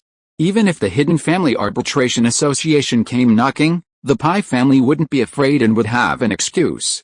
But if they arbitrarily supported a puppet, the situation would be completely different. Xiao Ji and Xiao Ben were unaware of these matters. While they vaguely knew that hidden families couldn't make money directly in the secular world, they could easily do so through the help of others. Wasn't that what the Yu family did? Therefore, Xiao Ben didn't understand why the Pai family was so determined to cooperate with the Xiao family, and he thought it was just a casual remark. Therefore, Xiao Ben was a little scared. He just realized that people cooperated with the Xiao family because they looked up to the Xiao family. Otherwise, if they just found someone else to cooperate with, what would the Xiao family be? Thinking of this, Xiao Ben's face immediately showed an embarrassed look, and he said a little embarrassedly, "Mr. Pai, please calm down. I was just talking casually about 10% and 10%. Xiao Ben calculated in his mind that if he really got the support of the Pai family, then he would definitely make a lot of money in the future. 10% is not a small amount. It is much better than the current situation, right? Moreover, with the help of the Pai family, the Xiao family's status will also rise. The Xiao family will become an existence like the Yu family in the secular world. At that time, what is the use of so much money? Buying flowers will be enough. Anyway, as long as the relationship with the Pai family continues, the prosperity of the Xiao family is inevitable." "Well, you're smart," Pai Zheshan said calmly. "Actually, this time, Grandpa gave me a bottom line of 10%. Originally, everyone meant to not give you 10%, just a fixed salary for your Xiao family. But as the saying goes, if you want a horse to run, you have to feed it. So I just stated my bottom line, saving us the haggling." "Thank you, young Master Pai." Xiao Ben's heart sank. As expected. Fortunately, he didn't insist. Otherwise, if the Pai family got angry, the consequences would be dire. "No need to thank me, it's a win-win situation," Pai Zheshan was amused. In fact, the Pai family's bottom line was to give up 30%, the same as the Yu family, but Pai Zheshan went all in with 10%, inspired by the Xiao family's current plight. The Xiao family was truly desperate now. To have the Pai family's help was a great blessing. As for the division of profits, that was secondary. If the business was as big as the Yu family's, 10% would be no less than the Xiao family's entire income during its heyday. That Pai family expert, Xiao Ben was thinking about a key issue. If the Pai family expert wasn't in place, everything else would be meaningless. "Don't worry, I'll send an external family expert at the peak of the late Zhuan rank to take charge, and another external family expert at the early Zhuan rank to assist," Pai Zheshan said. "You know, we Earth rank experts can't just come out easily. There are rules." Chapter 1110. Some are proud while others are worried. The peak strength of the late Xuanji, Xiao Ben was shocked. So powerful? Would that mean he was much more powerful than Uncle Pai? Moreover, with the big signboard of the hidden Pai family, who would dare not give the Xiao family face? Especially after hearing Pai Zheshan say that he was already a master of the Earth rank, he was even more awed. Fortunately, he didn't provoke the eldest young master of the Pai family again, otherwise, the Xiao family would have been in dire straits. Pai Zheshan was already a master of the Earth rank at such a young age. This hidden family was too abnormal, wasn't it? However, fortunately, the two families have reached a consensus on cooperation. The more powerful the Pai family is, the higher the status of the Xiao family will rise. Of course, our Pai family's masters are only here to take charge and supervise. If you want to treat them like Uncle Pai's guards, that's impossible. Pai Zheshan gave Xiao Ben a warning. The masters of the hidden Pai family came here, and it was impossible for them to be driven by the Xiao family. "I understand this," Xiao Ben nodded quickly. In fact, he had never thought about ordering the Pai family to do anything, nor did he dare.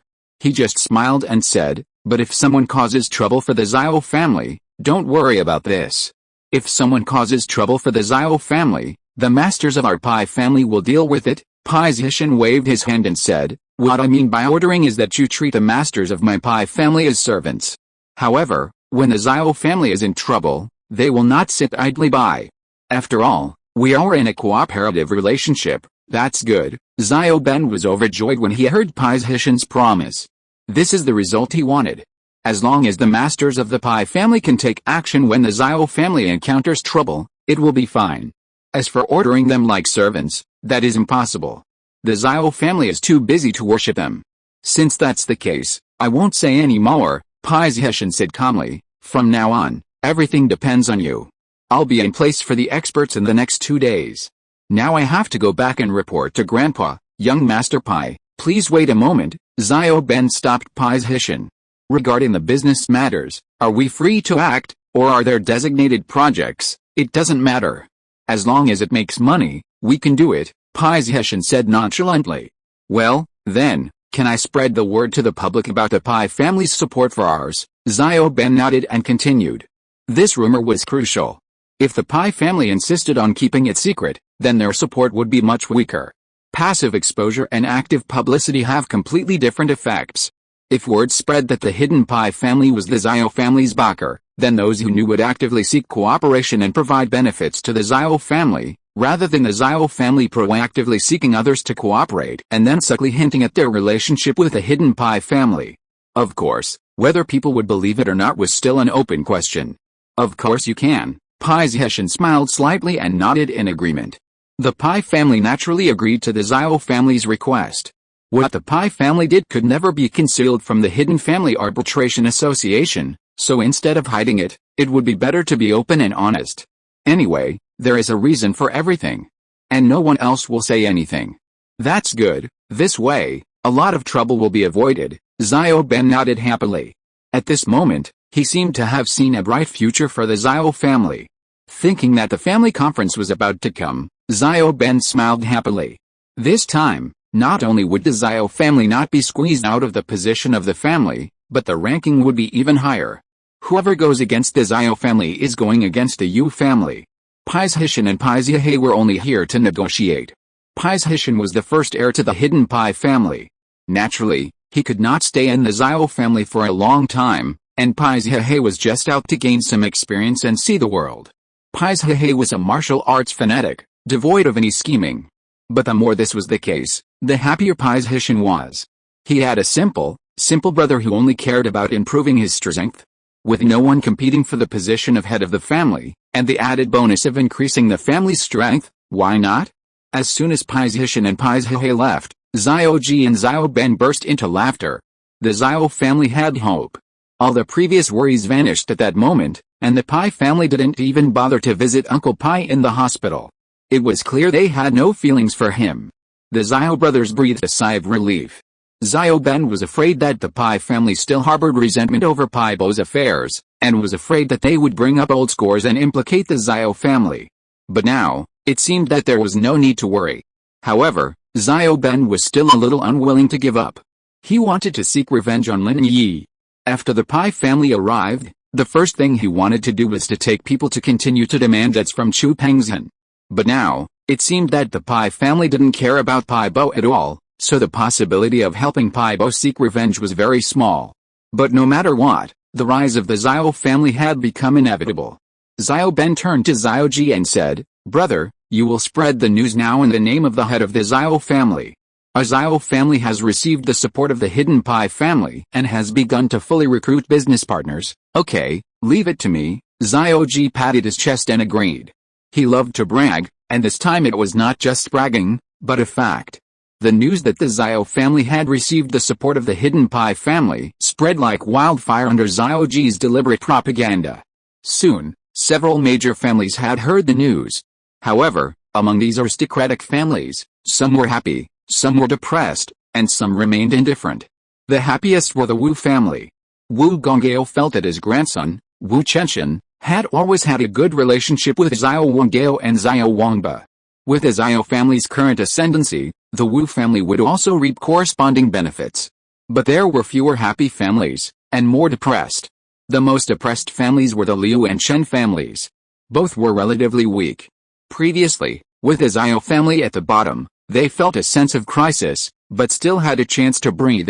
But now, with the Xiao family's sudden rise to prominence, becoming a powerful family comparable to the Yu family, wouldn't the Liu and Chen families be at the bottom?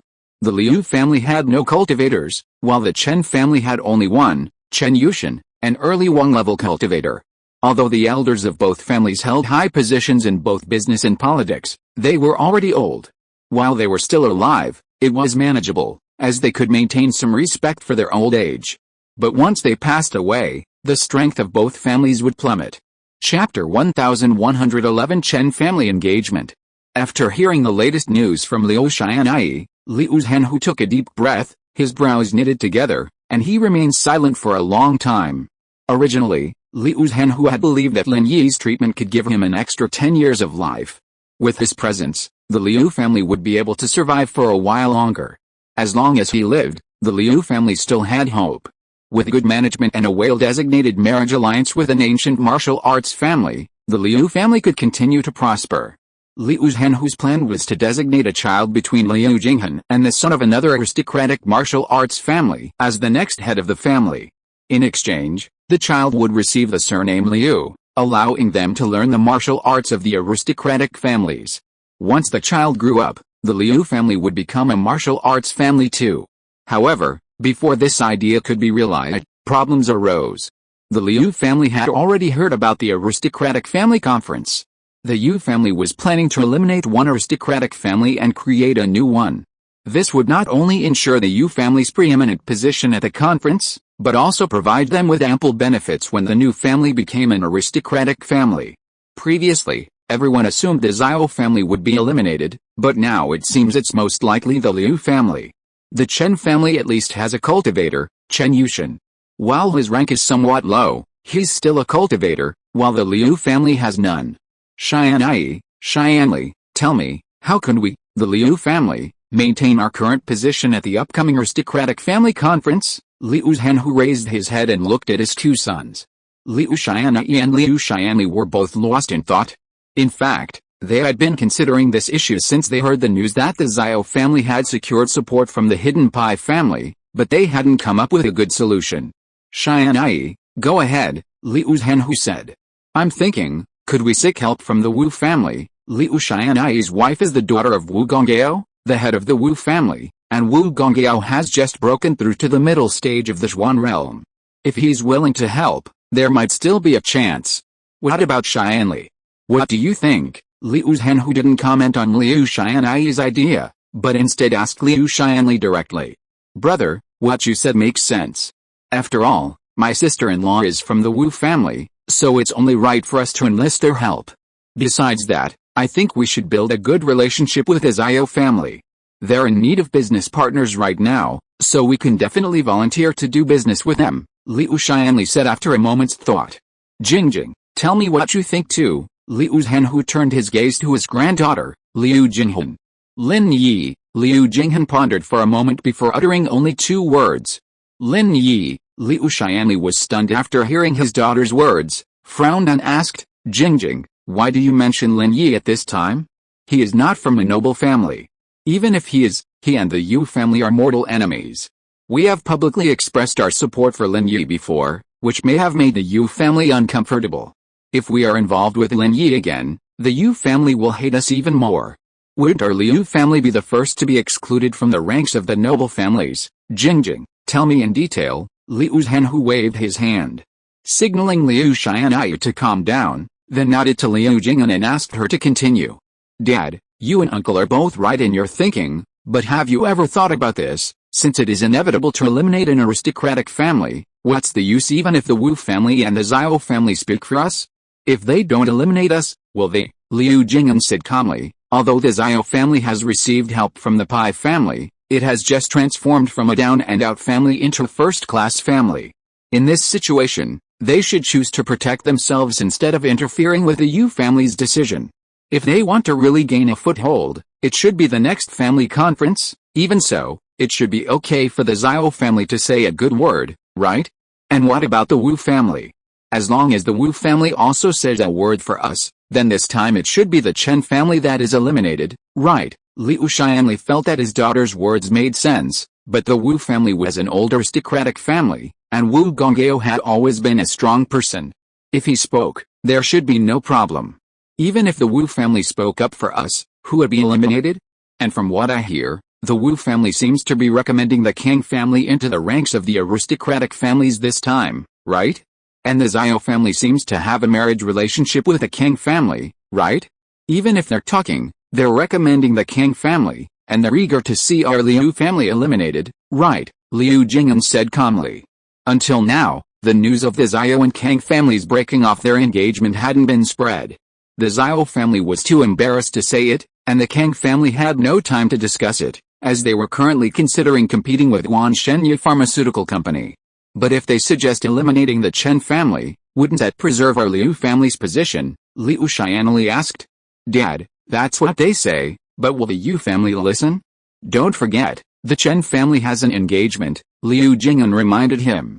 Indeed, if it weren't for Liu Jinghan's reminder, Liu Xianyi and Liu Xianli would have even forgotten that the Chen family had an engagement. This incident was widely known and caused a sensation back then, but as time went by, there was no further activity, and the Chen family stopped talking about it, so the engagement was forgotten by many.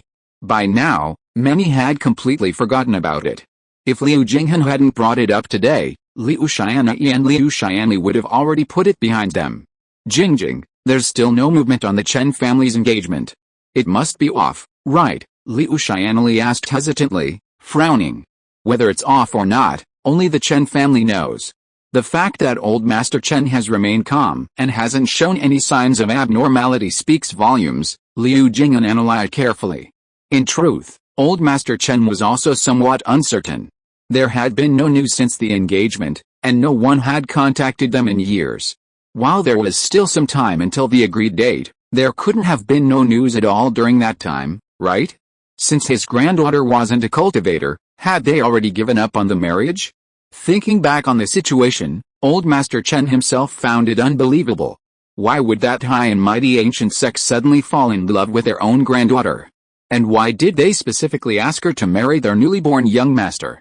If you're listening to this novel on a channel other than Fanfic World, it means they downloaded and uploaded it without effort. We cordially invite you to visit our channel, Mundo Fanfic Novelis. There you'll find the original version of this story and you can explore many other novels of various genres. We're waiting for you to immerse yourself in a world of incredible novels. Chapter 1112 A Risky Move. You have to know how powerful the sect is. How could they be interested in a girl from an ordinary aristocratic family?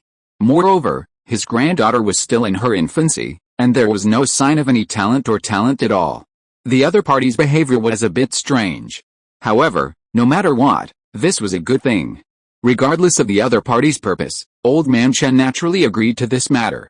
For a period of time afterwards, the Chen family did indeed establish a very solid position among the aristocratic families because of this marriage. But so many years have passed, and the other party has not contacted again, not even a letter exchange. This made old man Chen a little disappointed. Did the other party regret it? However, regardless of whether the other party truly regretted it, old man Chen did not dare to go to them to ask for an explanation.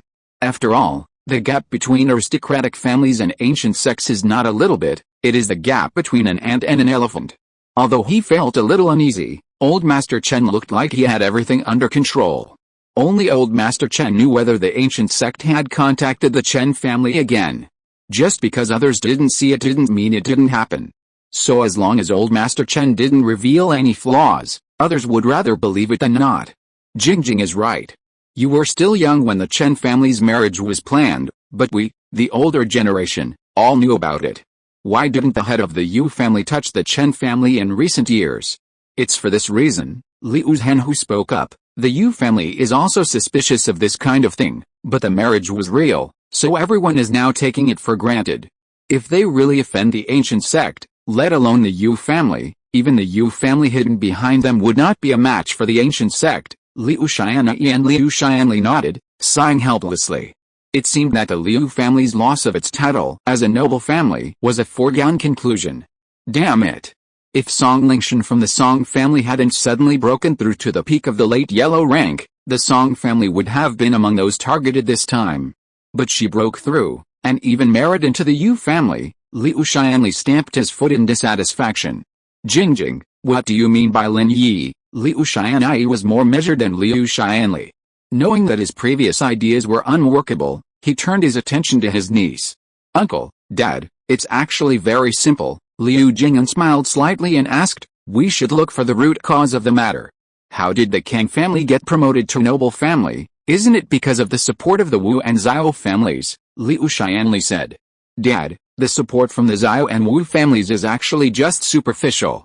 If the Kang family itself does not have the capital and strength to be promoted to an aristocratic family, then even the Yu family would not be able to arbitrarily decide to agree to their upgrade to an aristocratic family, right? Liu Jinghan shook his head and said, what the Kang family relies on are nothing more than some magical medicines such as gold healing medicine, hardcover edition of gold healing medicine, and beauty and muscle nourishing gold healing medicine.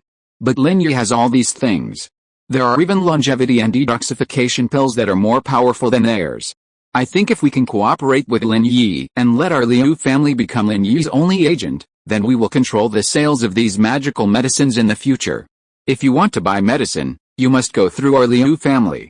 Then, in this way, the status of our Liu family will naturally rise. Well, what you said makes sense, but our Liu family is willing to be Lin Yi's agent, but Lin Yi may not be willing, right? Whoever becomes the agent will make a fortune. The Yu family also wanted to do it at the beginning, but was rejected, Liu Xianli said with some embarrassment. Dad, everything has two sides. Agents can make money or not. We, the Liu family, can be a non-profit agent. We'll hand over all the profits earned from the agency, and we'll cover all the operating costs ourselves, Liu Jing'an said. Furthermore, we won't make any decisions regarding the agency, we'll give all the decision-making power to Lin Yi. A glint of surprise flashed in Liu Xianli's eyes. He hadn't expected his niece to come up with such an idea. This way, the Liu family would be effectively working for free, gaining neither power nor profit, while also investing a huge amount of manpower and financial resources. On the surface, the Liu family would lose a lot, but in reality, they would gain a good reputation and establish a perfect relationship with Lin Yi. They could easily turn to Lin Yi for any future needs. Liu Zhenhu nodded approvingly. This granddaughter's ideas were always so unexpected. Positioning the entire Liu family as Lin Yi's little brother was a bit bold, but if successful, the rewards would be unimaginable. Liu Zhenhu had long seen that Lin Yi was no ordinary person. Now that he had caused 1 death and 2 injuries to the Yu and Zhao families, Lin Yi's strength was even more evident. The Liu family was currently seeking a breakthrough and transformation. If they were to define themselves as Lin Yi's little brother, it wouldn't be a good solution. While it might seem a bit demeaning, weren't the Yu family still just little brothers to the hidden Yu family? Furthermore, take the recently triumphant Zhao family, for example. Aren't they also little brothers to the hidden Pai family? Therefore, the power of a little brother depended entirely on the strength of their boss. If Lin Yi was someone who didn't even care about the hidden aristocratic family, then the Liu family would become a family superior to the Yu and Zhao families. Of course, all of this was based on speculation and gambles. No one knew if Lin Yi had the support of a larger force behind him, nor did anyone know if Lin Yi would go even further in the future. Liu Xianli also understood what his daughter said, but he fell into deep thought. After a long while, he said, Jingjing, although Lin Yi looks very powerful, he is the sworn enemy of the Yu family after all. Our Liu family is willing to lower our status, which is equivalent to walking into the opposite side of the Yu family. If Lin Yi can deal with the Yu family, then it's fine, but what if he can't? I heard that his enemy Jin Wudi has applied to the Hidden Family Arbitration Association to avenge his apprentice Ma Zhu. He wants to go out and seek revenge on Lin Yi. He is an Earth-level master. He is an invincible existence. I'm afraid that before we can rejoice, Lin Yi will be killed by Jin Wudi. Yes, Jingjing, this is a risky move. If it fails, we will die. The current situation is that our Liu family will at most be squeezed out of the ranks of the aristocratic families, but we will not suffer any losses at all. It's just not as glorious as before. But if we seek the help of Dr. Lin, if it fails, our Liu family will be attacked by a joint attack from the Yu family and other aristocratic families. By then, it will be difficult for us to preserve the Liu family. Liu Xianyi also expressed his opinion worriedly. Chapter 1113 The King family is also anxious. Joint attack. Liu Jing'an smiled slightly and said, although the Yu family and the Zhao family hold a grudge against Lin Yi, the other aristocratic families may not dare to join the Yu family and the Zhao family in opposing Lin Yi. Lin Yi's deterrent power is completely greater than that of the Yu family and the Zhao family. If they go against Lin Yi, the Yu family and the Zhao family may not be able to protect them. Not to mention that the Yu family and the Zhao family themselves can't do anything to Lin Yi at the moment. Liu Xianyi and Liu Xianli both fell into deep thought. It must be said that Liu Jing'an's words made their minds active. This is an opportunity for the Liu family. If they act well, the Liu family's future status may even transcend the aristocratic families. It all depends on how far Lin Yi can go. However, if Lin Yi is killed by the enemy before he reaches that step, the Liu family will also be purged. In that case, the Liu family's foundation will be destroyed. It can be said that opportunities and dangers coexist. If the Liu family were desperate, Liu Xianyi and Liu Xianli wouldn't mind giving it a try, but right now, they couldn't make up their minds. Dad, what do you mean? Liu Xianyi looked up at the elder Liu Zhenhu. Jingjing has a point, but then again, I can't make a final decision until that point. While Liu Zhenhu was a wise elder, the matter was too grave, and he couldn't make a decision immediately. We'll keep a close eye on the developments at the aristocratic family conference and Lin Yi's recent movements. We'll have to take specific plans one step at a time. Yes, father, Liu Xianyi nodded. The current approach was the safest. Liu Jing'an said nothing more. While she was inclined to cooperate with Lin Yi, it was wishful thinking. Lin Yi might not necessarily cooperate with the Liu family. Although the Liu family wanted to be their younger brother, did Lin Yi want one? If Lin Yi has enough reliance and powerful strength, then the Liu family's younger brother is useless. If Lin Yi doesn't have that kind of strength, then there's no point for the Liu family to recognize him as the boss. Liu Jinghan had such a headache for the first time. Originally, with the Zhao family at the bottom, Liu Jinghan was not too worried about the future of the Liu family, but now, she has to worry. The Kang family also learned about the Zhao family's news at the first time. The Hidden Pai family actually became the Zhao family's backer. In this way, the Zhao family suddenly went from a bottom-ranked family to a super family that can compete with the Yu family. Although its current strength is not as good as the Yu family, with the Hidden Pai family backing it up, it is foreseeable that it will become stronger. Kang Giffen, you're a loser. Didn't you say the Zhao family had become a lost cause, completely worthless? You told us, the Kang family, to stay away from them? But look at what you've done. Now, what's happened? They've become a powerful family second only to the Yu family, backed by the Hidden family, and yet you've pushed back on the marriage. Upon learning of the Zhao family's support from the Pai family, Dr. Kang flew into a rage. He summoned Kang Giffen, Kang Kipu, Kang Xiaolong, and Kang Xiaoming and angrily shouted. Father, in my situation, the Zhao family was clearly powerless to recover. But who could have known that the Hidden Pai family wouldn't hold them accountable for injuring Paibo? But instead helped them. Kang Giffen was also frustrated. Who could have known things would turn out this way? If he had known this would happen, he wouldn't have called off the engagement. He would have wanted to have his son betrothed to Wang Xinyan straight away. But what about now? It was too late. There was no regret cure in the world, and it was too late for him to regret. Humph. You're a piece of crap, such a big piece of crap. Divine Dr. Kang slammed the coffee table and gnashed his teeth in anger. Kang Giffen didn't dare to speak either. He lowered his head and said nothing. It was useless to say anything at this moment. If he was wrong, he was wrong. One wrong step, all wrong.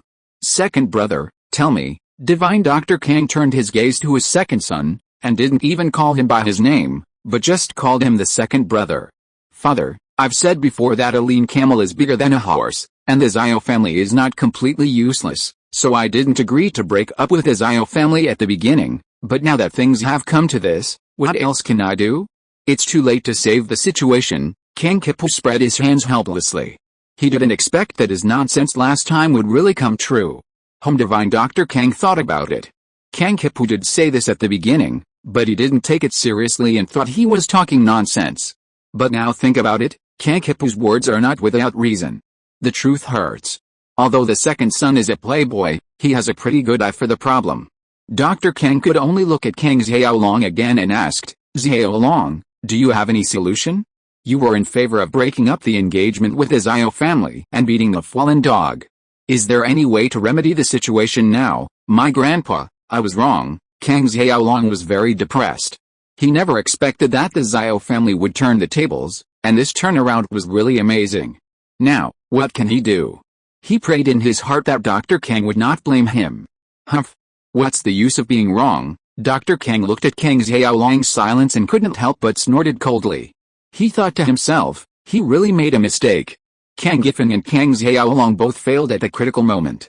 What the hell? Who made him rush to admit his mistake now? The most urgent thing is to discuss a countermeasure. Now that the Zhao family cannot be cut off from the aristocratic families, then the Kang family will have no chance. Moreover, the Zhao family and the Kang family have also formed a feud. Even if the Kang family has the opportunity to be promoted to an aristocratic family, the Zhao family may not necessarily help to speak well of it. It's good that you are not bad. Dr. Kang felt powerless for a while, and turned to look at Kang Xiaoming. Xiaoming, tell me, Grandpa, I have said it last time, There is still a day for salted fish to turn over. Although the Zhao family is in decline, they are still an aristocratic family after all. It is hard to say if there will be a day when they will make a comeback. But none of you listened to me at the beginning, and you said that I wanted to play with my sister-in-law, Kang Xiaoming said here, and glanced at his eldest brother Kang Xiaolong with annoyance. If you hadn't interfered at the beginning, maybe he would have won the beauty, and the Kang family would not be in such a difficult situation now. Yet, I didn't expect it. Pu, Xiaoming, you and your father's words are the truth. It's true that the truth hurts. If I had listened to you at the beginning, things would not have come to this point now. Dr. Kang also regretted it. Even if he didn't listen to Kang Pu, he should have listened to Kang Xiaoming. Today's Kang Xiaoming is no longer the dandy Kang Xiaoming. He has made many great contributions to the Kang family and has become a talented person. Thinking of this, Dr. Kang hurriedly asked, Xiaoming, then tell me, what should we do now? Chapter 1114, Pi Family Master. Grandpa, I think our first priority is to proactively make peace with the Zhao family and try to repair the rift between us. If a marriage is possible, then we should pursue it, Kang Xiaoming said. Well, Xiaoming is right, Giffen, do you hear me? You messed this up, and now it's you who have to fix it. You must find a way to earn the Zhao family's forgiveness, Dr. Kang snorted and said to Kang Giffen. Kang Giffen was speechless. This was too difficult, wasn't it? They had already offended the Zhao family to death. How could they possibly mend their relationship? Besides, now that the Zhao family had the Pi family's support, what was the point of marrying into the Kang family? Everyone said nice things. Repairing the relationship is definitely possible, but is it even possible in the current situation? Kang Xiaolong sarcastically said, dissatisfied with being upstaged by Kang Xiaoming. Kang Xiaoming was clearly targeting both Kang Giffen and Kang Xiaolong. Whether it can be repaired or not is up to my uncle. I can't do anything about it. And it's not me who offended the Zhao family, Kang Xiaoming said sarcastically. You? Kang Xiaolong was immediately furious, staring speechlessly. Alright, Xiaoming, stop blaming others. Dr. Kang was still a little nicer to Kang Xiaolong than Kang Xiaoming. Grandpa, I'm not blaming anyone. The first point I mentioned can only be accomplished by your uncle. As the saying goes, the person who tied the bell must untie it.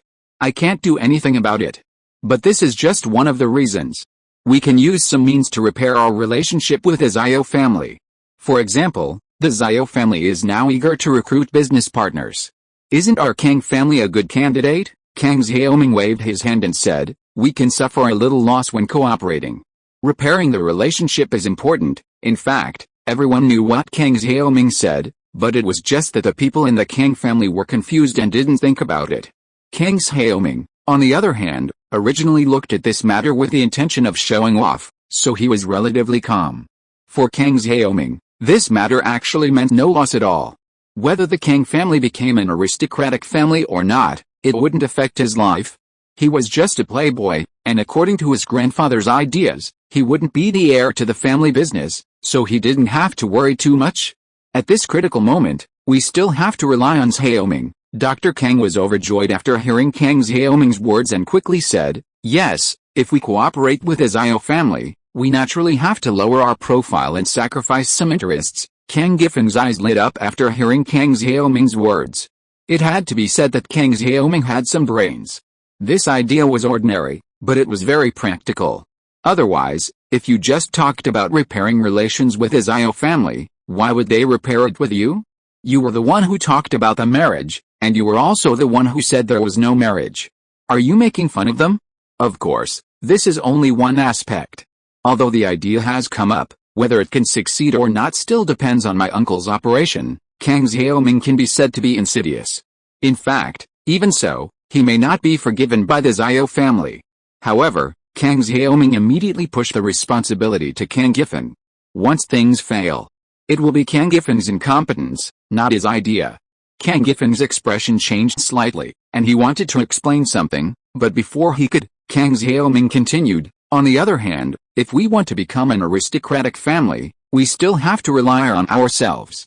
In other words, it depends on me.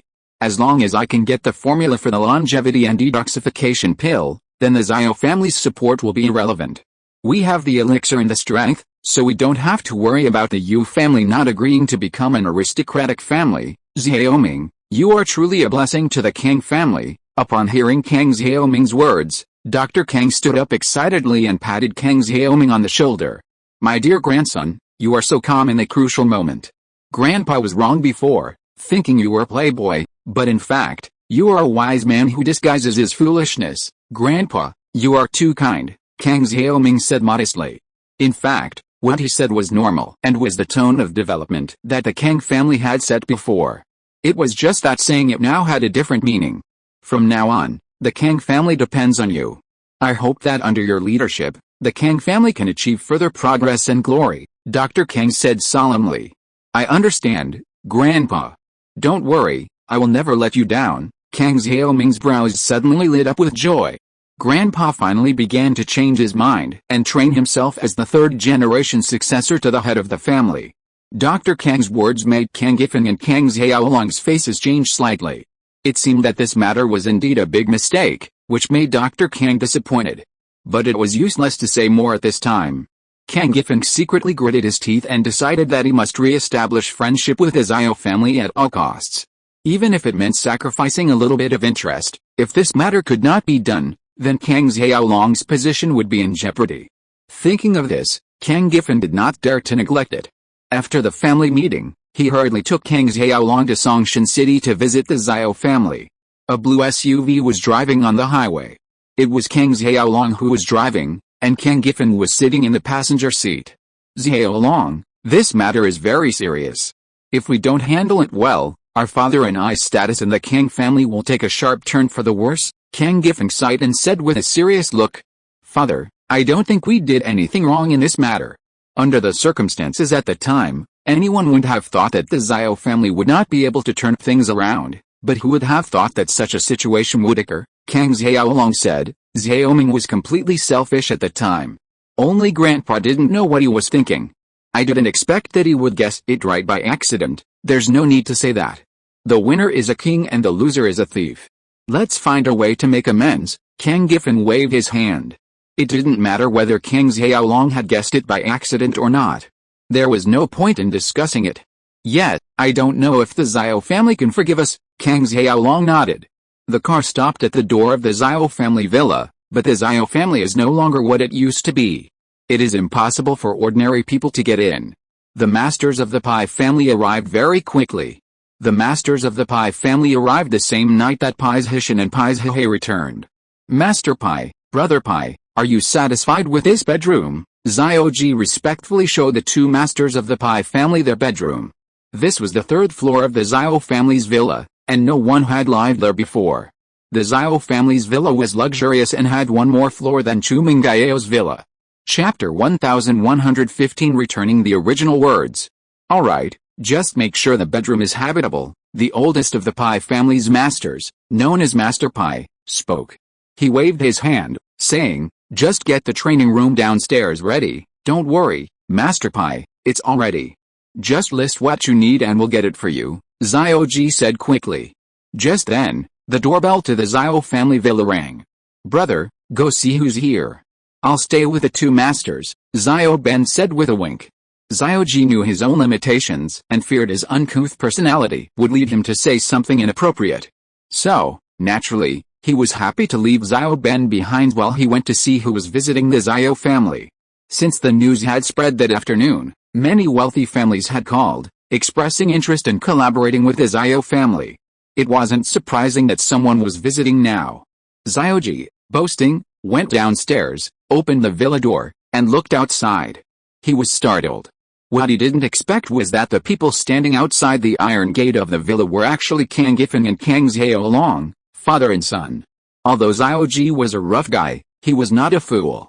He knew exactly what the Kang family was thinking when they suddenly came to visit. Thinking of the humiliation he suffered outside the Kang family villa, Xiaoji's anger rose. "Great, I haven't even asked you to go, but you're already here. If I don't satirize you this time, I'll be sorry for your hospitality last time. Aren't these the Kang family father and son? I wonder what brings you to our Xiao family." He still remembered what Kang Gifeng and Xiaoji said last time, so this time, Xiaoji also said it back in a sarcastic tone. Listening to Xiaoji's words, Kang Giffen and Kang Xiaolong were startled. It seemed that things were just as they expected, and it was not going to be easy. Brother Xiao, look at what you said. Aren't we relatives by marriage? What's wrong with visiting each other from time to time? Kang Giffen said hurriedly with a smile. In-laws? Who are you relatives by marriage? When did our two families become relatives by marriage? Kang Giffen, do you have a bad memory?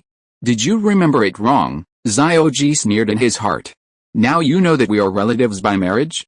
What were you doing before? Don't you have a bad memory? Fine, then you can continue to have a bad memory. Brother Xiao, don't be angry.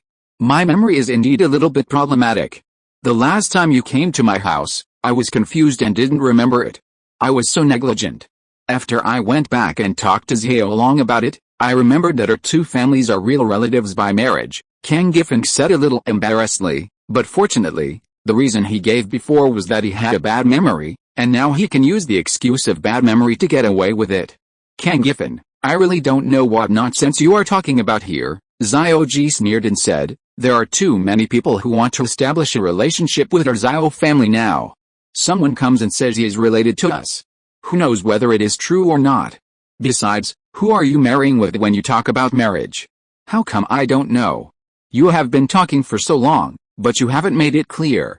We are all men in the Xiao family. You come here and want to establish a relationship. Although my name is Xiaoji, I am not gay, huh? Kang Giffen was speechless by Xiaoji's words. Although Xiaoji's words were a bit vulgar, the truth was very clear, that is, I don't know you, you should leave quickly. Okay, stop talking. If you have evidence of our engagement, take it out. If not, get out of here quickly. I don't have time to deal with you. Two masters have come to our family, one of whom is at the peak of the late Zhuan level. If you come here to make trouble again, don't blame me for being rude, Xiaoji threatened directly with some impatience. After saying that, Xiaoji ignored Kang Giffen and Kang Xiaolong, father and son, and turned back to the villa. Then, he slammed the door shut, leaving the two Kangs outside. Kang Giffen looked at the locked door of the Xiao family villa and couldn't help but sigh heavily. He shook his head and said, it seems that there is no hope. They simply don't want to pay attention to us, father, how about we try again? After all, we have decided to make some sacrifices and put forward the conditions. Can the Xiao family change their minds? Kang Xiaolong said with some reluctance. Didn't you hear what Xiaoji said? They have two masters in charge, one of whom is at the peak of the late Xuanji stage. Among all the aristocratic families, only the Yu family has such masters. With the Xiao family's strength, do we still need to cooperate with them? There are probably many people who want to cooperate with them, and we can't even get a chance, Kang Giffen said with a wry smile. They clearly don't care about us. The Xiao family is no longer what it used to be. Our role is insignificant, but I can't give up like this, Kang Xiaolong said, clenching his fists. So what? If the Xiao family wanted to accept us, they wouldn't be like this. There's no point in saying anything now. Let's go back. Kang Giffen seemed to be open-minded. In fact, he didn't want to stand here and continue to be humiliated. Kang Xiaolong nodded, got into the car with his father, and left in disgrace. Although Kang Xiaolong was very unwilling to give up like this, what else could he do? They didn't give him a chance. After Xiaoji ran back to the villa, he relayed everything that had happened to his second brother, Xiao Ben. Xiao Ben, upon hearing this, felt a bit sorry. We could make the Kang family bleed heavily and give us compensation. After all, we're short of funds right now. Hey, second brother, now that our Xiao family has two Pai family masters in charge, why should we worry about funding? There will be so many people who want to cooperate with us. Why bother with treacherous people like the Kang family? Xiaoji said disapprovingly. I told them at the beginning, they were blinded. I wouldn't even give up on them if they just licked my toes. That's right, it's a relief. You're right. With our Xiao family's current strength, why should we worry about partners? Xiao Ben nodded, and temporarily put the matter behind him. The news of the Xiao family had spread, and naturally, it also reached Lin Yi's ears. Although Lin Yi didn't pay attention to the affairs of the aristocratic families, Uncle Fu was well informed in Songshan City. The news that the hidden Pai family actually supported the Xiao family was not good news for the Chu family. After learning the news, Uncle Fu informed Lin Yi immediately. Chapter 1116 Ergudan is here. Xiao Yi, did you know that the Xiao family has received support from the Hidden Pai clan? When Uncle Fu called, Lin Yi had just dropped Feng Xiao Xiao and Tang Yun off and was driving back to the villa. The Hidden Pai clan, Lin Yi was slightly taken aback. Is it the same as the Hidden Yu clan and the Hidden Zhao clan? Lin Yi wasn't familiar with the hidden family structure, so he asked. Yes, the Hidden Pai clan's overall strength is stronger than the Hidden Zhao clan. I heard that the Pai clan's ancestor is a master at the peak of the late Earth rank, just one step away from the Heaven rank. But that's just a rumor, after all, it's unconfirmed. Furthermore, the Pai clan practices external martial arts, which is still far behind the internal martial arts. Uncle Fu briefly told Lin Yi what he knew. The Pai clan's ancestor is only one step away from the Heaven rank. Lin Yi frowned, having never expected the Hidden Pai clan to be so formidable. After all, once one reaches the late stages of external martial arts, further advancement is extremely difficult. The external and internal schools differ. The internal school relies on Zhanqi and natural treasures to enhance its strength, while the external school relies on the continuous tempering of the body. In other words, the internal school can be cultivated alone, but when the external school reaches a certain level, it must rely on sparring partners to improve its strength and find the opportunity for breakthrough. To put it bluntly, external martial arts are similar to boxing and free fighting. To improve, you need a sparring partner, you can't do it alone. The Pai family's ancestor is only one step away from the heavenly rank. In other words, besides this ancestor, the Pai family should also have another master of similar strength who practices with him.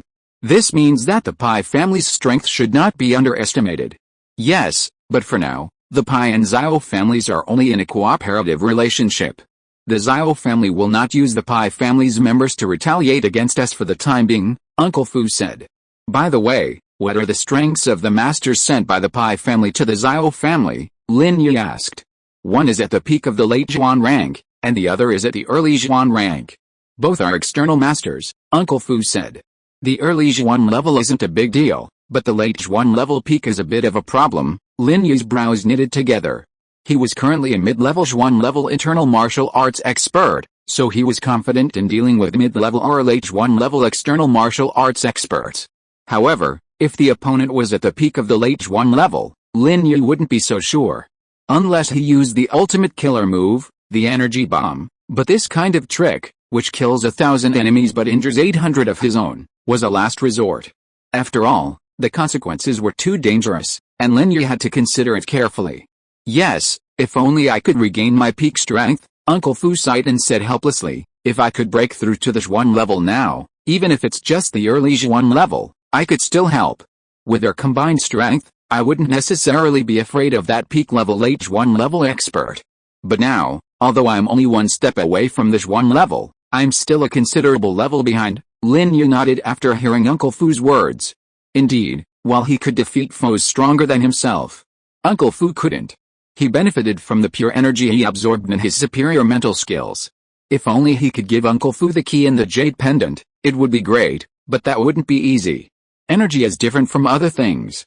Lin Yi even thought about storing the energy in a bottle and taking it out, but that wasn't realistic.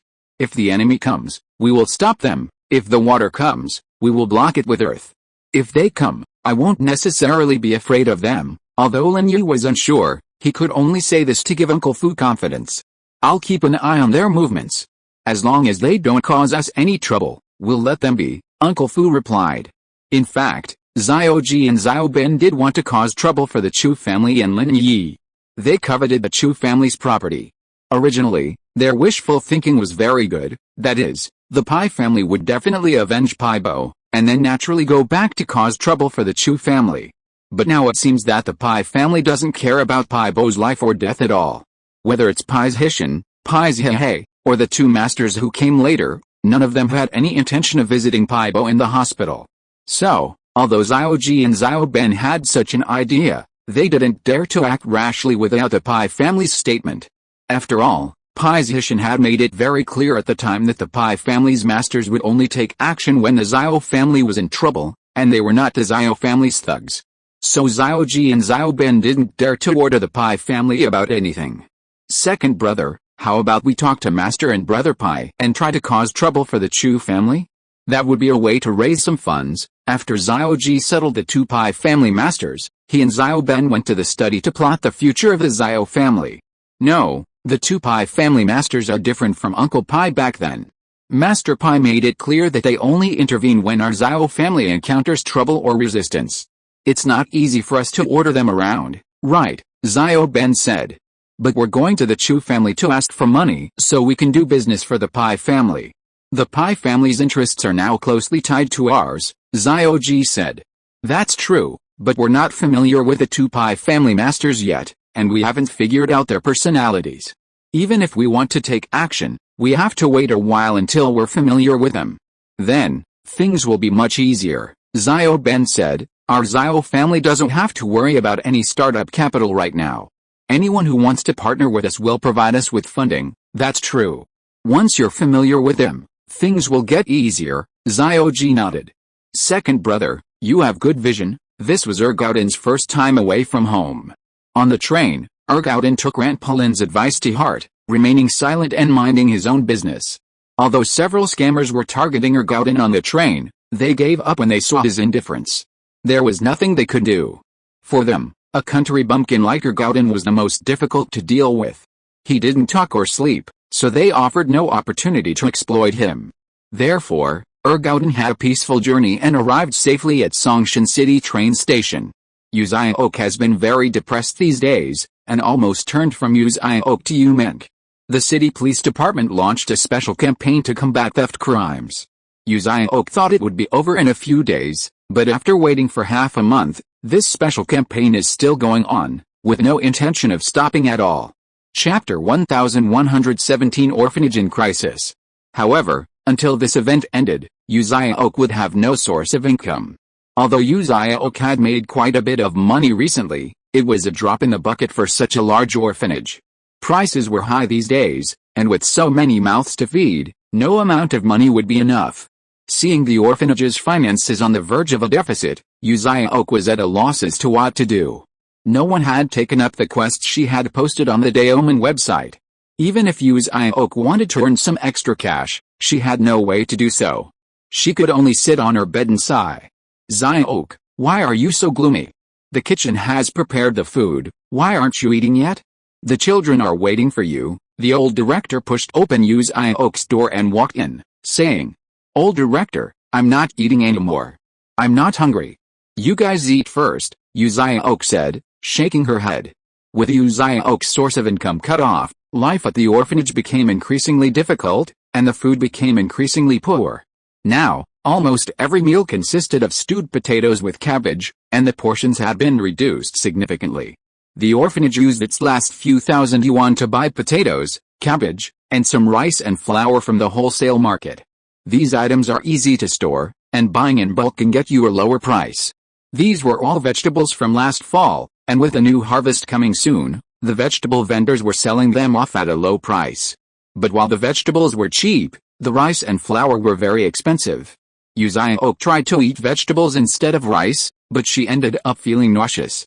Today, she really didn't want to eat, and it would save some food. Xiaok, look at how thin you've become. How can you not be hungry? If you fail, what will happen to the children in the future? How could the old director not know Yu Xiaok's thoughts? But wasn't she the same? Seeing the rice and flour dwindling every day, the old director was worried, but even though he was worried, he couldn't let Yu Xiaok go without eating. Okay, then go eat some, Yu Xiaok nodded. However, the more he acted like this, the more trouble he got. As the saying goes, misfortunes never come alone. The orphanage had no money, but at a time when they had no money, they needed money. Not long after the meal, a child got acute appendicitis because of playing football. Yu Xiaok and Xiao Ken hurriedly took the child to the hospital, but when they arrived at the hospital, Yu Xiaok suddenly remembered that she had no money. During this period of time, all the savings of the orphanage had been spent, and Yu Xiaok did not have a penny in cash. These days, hospitals are not charitable organizations, and it is impossible to perform surgery without money. Yu Xiaok knew this very well. Fortunately, Yu Xiaok had some acquaintances in the hospital, such as Nurse Wang, but it is impossible to know people without spending money. The most Yu Xiao could do was to ask Nurse Wang to help say hello and perform surgery on the child with appendicitis first, and then Yu Xiao would raise money to pay the bill. Even so, Yu Xiao was grateful.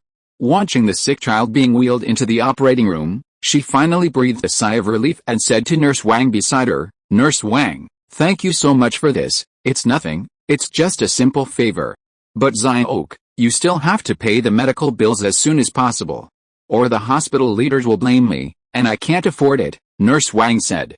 "I know, Nurse Wang, I just left in a hurry and didn't bring any money with me. I'll go back and get some." Yu Xiao didn't explain her predicament. Nurse Wang had already been so helpful, so how could she burden her further? Nurse Wang was just an ordinary nurse, her monthly salary was not high, and Yu Xiao would never ask her for a loan. "Okay, then, I'll be leaving first. I have things to do back there, and I'm the only one in the nurse's office, so I can't be away for too long." Nurse Wang didn't dwell on it. She knew Yu Xiao's profession, so she didn't think she was short of money. "Well, then, go ahead and do your work. We'll be fine here," Yu Xiao nodded. After Nurse Wang had walked away, Yu Xiao sighed and turned to Xiao Ken, saying, "Xiao Ken, you stay here while I go back to the orphanage to get some money. Sister Xiao K, don't lie to me. I know everything. The orphanage is out of money, right?" Xiao Ken hesitated, then looked at Yu Xiao.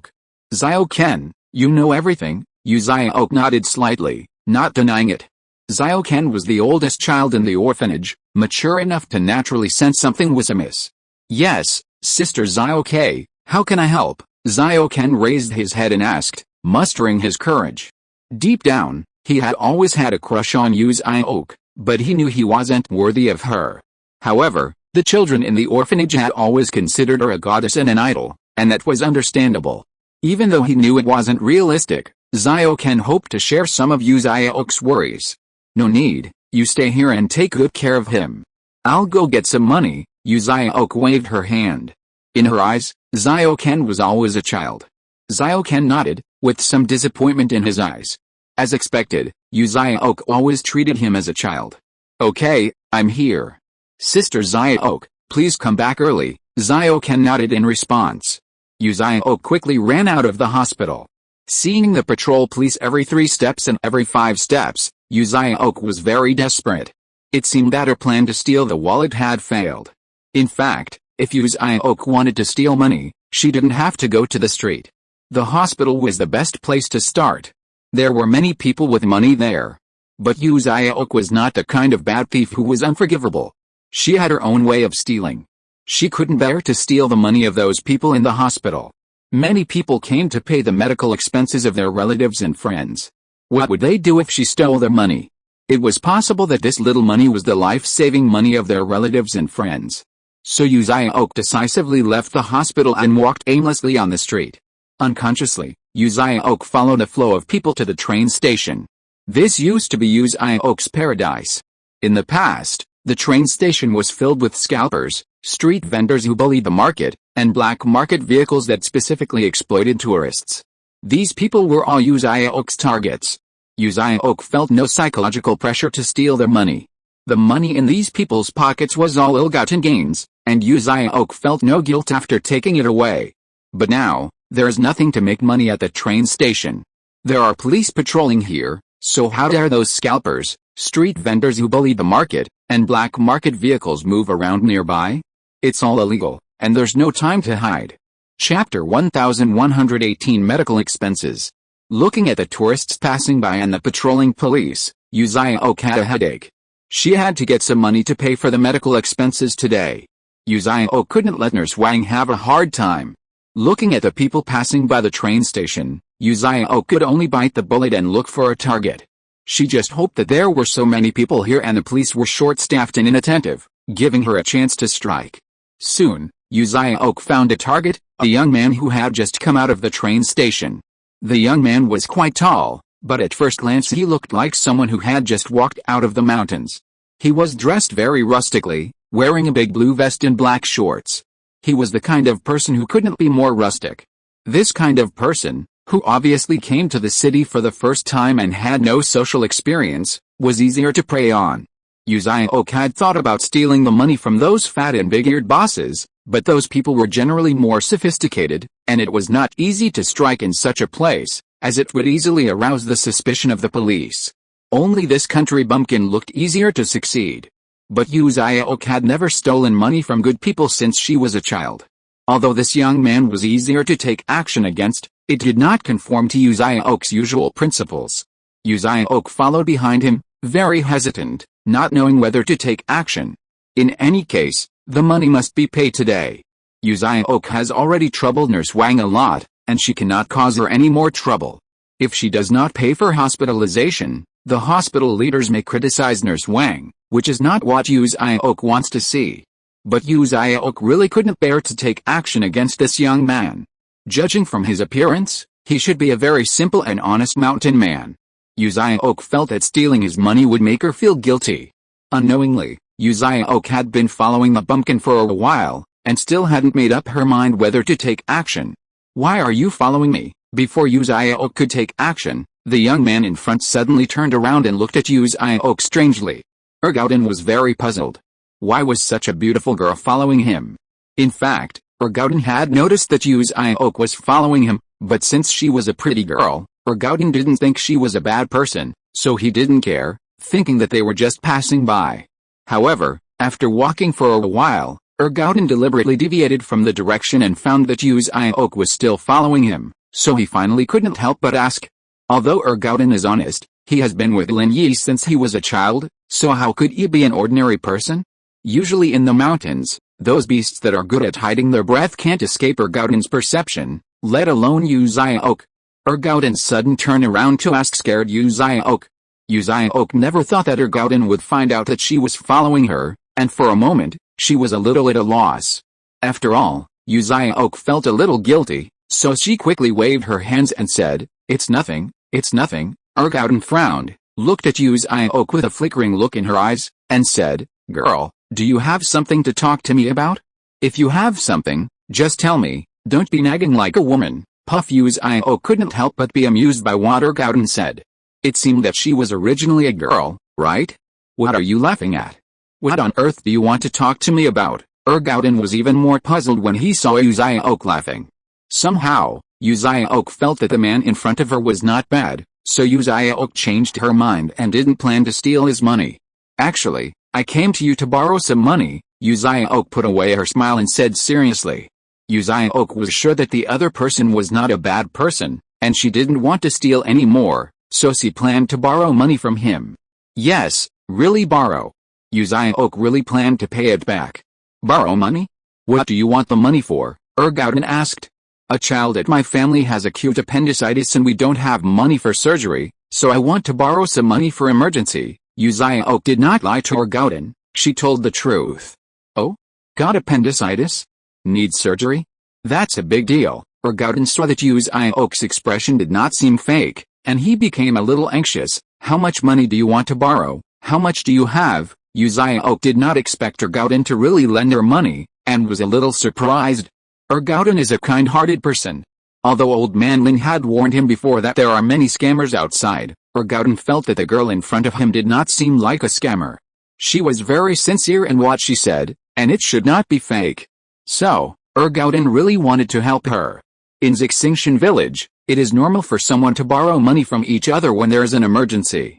Ergaudin also often lends money to villagers in the same village, so at this moment, he also regards Yu Xiaok as a villager. "I have over 1,900 yuan here." Ergaudin bought a loaf of bread on the train and didn't spend much else. "That's almost enough." Yu Xiaok calculated that this amount should be enough for the surgery. Without saying a word, Ergaudin took out a handkerchief from his pocket and handed it directly to Yu Xiaok. "Here, count it." "No need to count, thank you. I will return it to you as soon as possible." Yu Xiaok was immediately overjoyed. She took the handkerchief and waved to Ergaudin with a smile, saying, "Then I'll go first." "Well, go quickly. Saving lives is important." Ergaudin nodded and said. Watching Yu Xiaok's shadow disappear in the square of the train station, Ergaudin suddenly remembered something very important. Boss Lin Yi's address was still wrapped in the handkerchief, and the note that Grandpa Lin gave him was placed together with the money. Hey? Wait a minute, Ergaudin suddenly became anxious. This note was the only way to find Boss Lin Yi.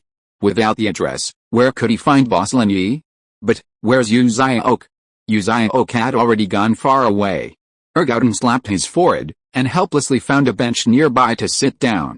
Now, Ergauden has lost Lin Yi's contact information, and can only sit here and wait for Yu Xiaok to come back to pay back the money, and then return the address to him. Yu Xiaok is a person who can distinguish right from wrong. Although she is a female thief, she knows how to repay a favor. She knows that Ergauden is a good person, so she will pay back the money as soon as possible. However, after Yu Xiaok ran to the hospital, she suddenly remembered that she had not asked for Ergauden's contact information, and she didn't even know his name. How can she pay back the money? Yu Xiaok is not the kind of person who likes to break her promise. Since Ergauden trusted her and lent her the money, Yu Xiaok naturally could not let Ergauden down.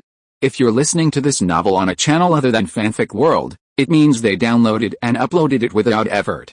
We cordially invite you to visit our channel, Mundo Fanfic Novelis. There you'll find the original version of this story and you can explore many other novels of various genres.